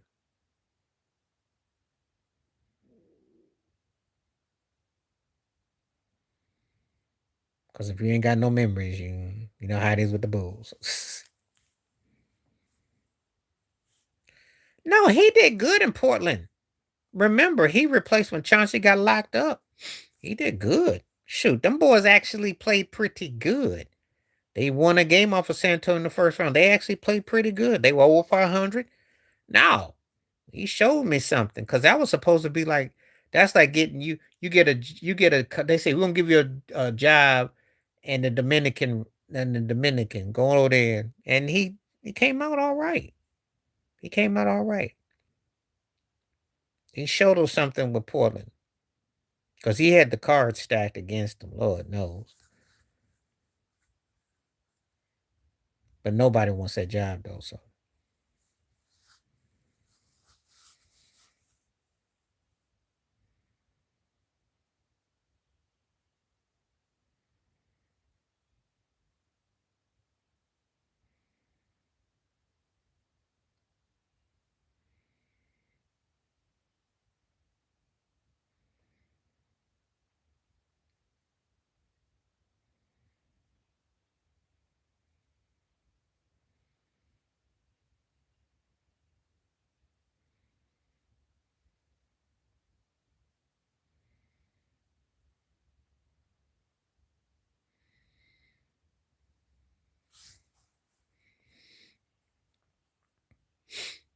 nah, that's not no troll job. Ain't nobody gonna first. Ain't no April Fool's Day joke for Chicago. You got a decent coach, so we'll see. If you're a Bulls fan, you're glad because nobody else is gonna break their neck to take that job. I'm just saying, nobody wants that job.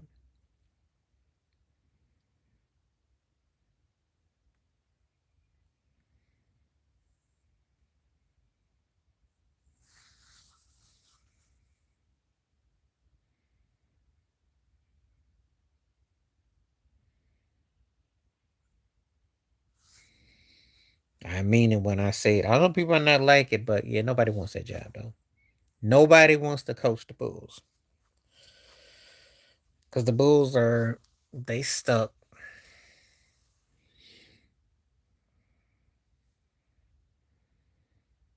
But he can't do no worse than what they just had though. So we'll see.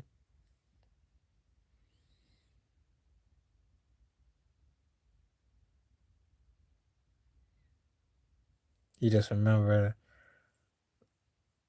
I think it was Stephen A. went after him when he played with the Spurs, but eh, Popovich got a little section going on of coaches. Hmm. Yeah, he's one of the best coaches ever. Thank you so well. Likewise, thank you. I always enjoy your questions and your takes, and we have some good debates and some good conversation. Cover a wide range, just the way I like it. It's a great honor. Thank you so much. I really appreciate that more than you know.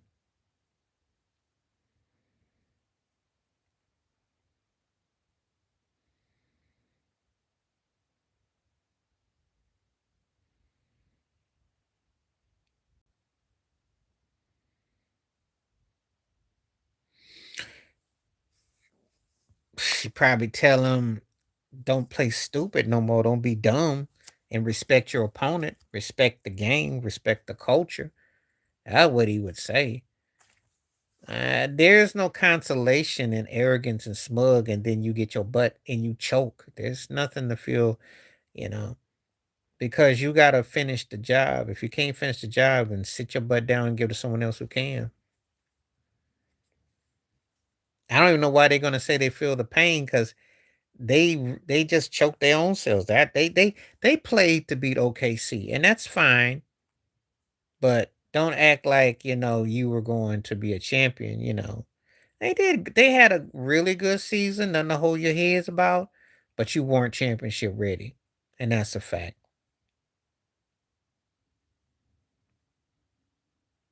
And that's why people got to stop equating what's on paper, what's on reality. Because paper and reality are two different things.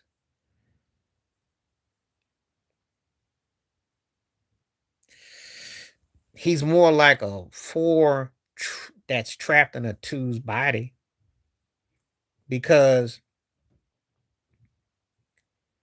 he is a product of what today's game is. It's an Anthony Davis syndrome again. That's basically what it is. No, what the finals told me is that he needs to pump some iron, get a low post shot. He has to have the definitive point guard, and has to have a coach who knows how to mix and match him. And if he gets that, he'd be okay. But you know what? If he's getting taken out on high screen pick and roll at this stage, oh, he never would have made it back in the day.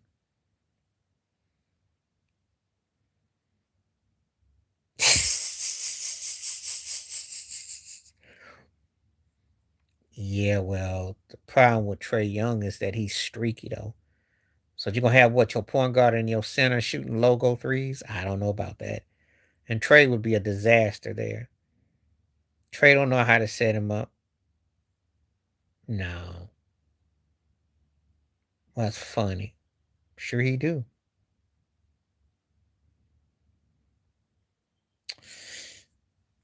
No, he's not.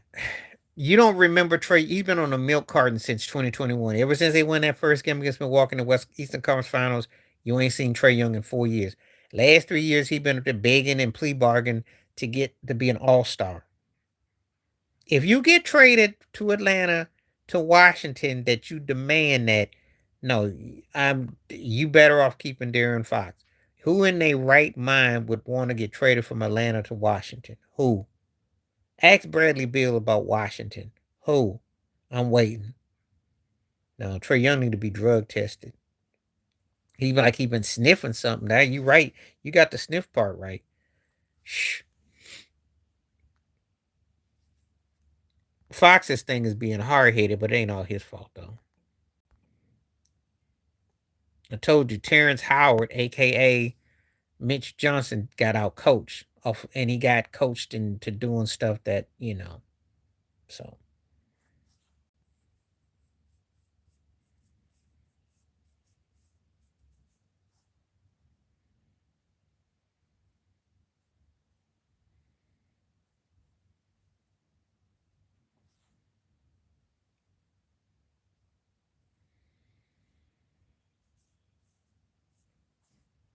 I can't really even clap for that. That wouldn't be an upgrade at all.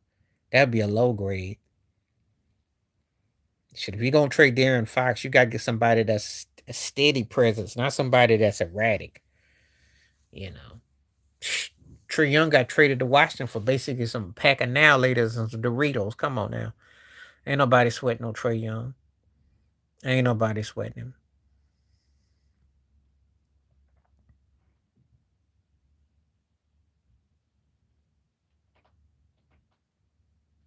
I told you he's a double junior whopper, broke Steph Curry.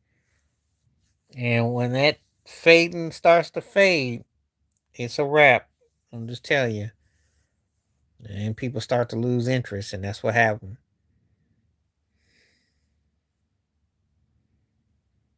That's why what happened when you playing for the Washington Wizards, anybody remember you now.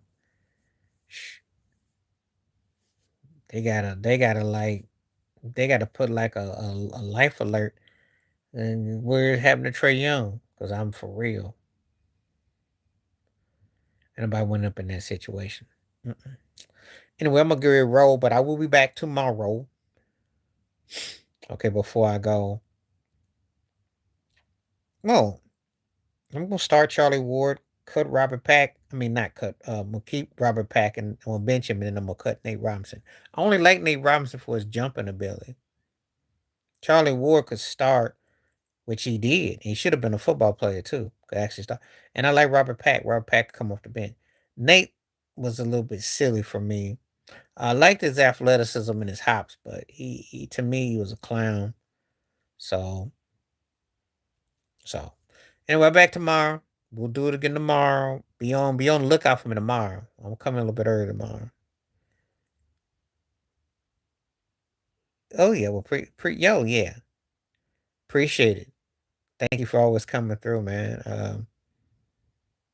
We're doing the thing. I'm looking forward to tomorrow. So get your questions ready tomorrow. I'll be back, and we'll be on live. Appreciate you. Stay safe, stay blessed, stay woke, stay free. And appreciate everyone that came through. Have a good one. I'm out. Peace.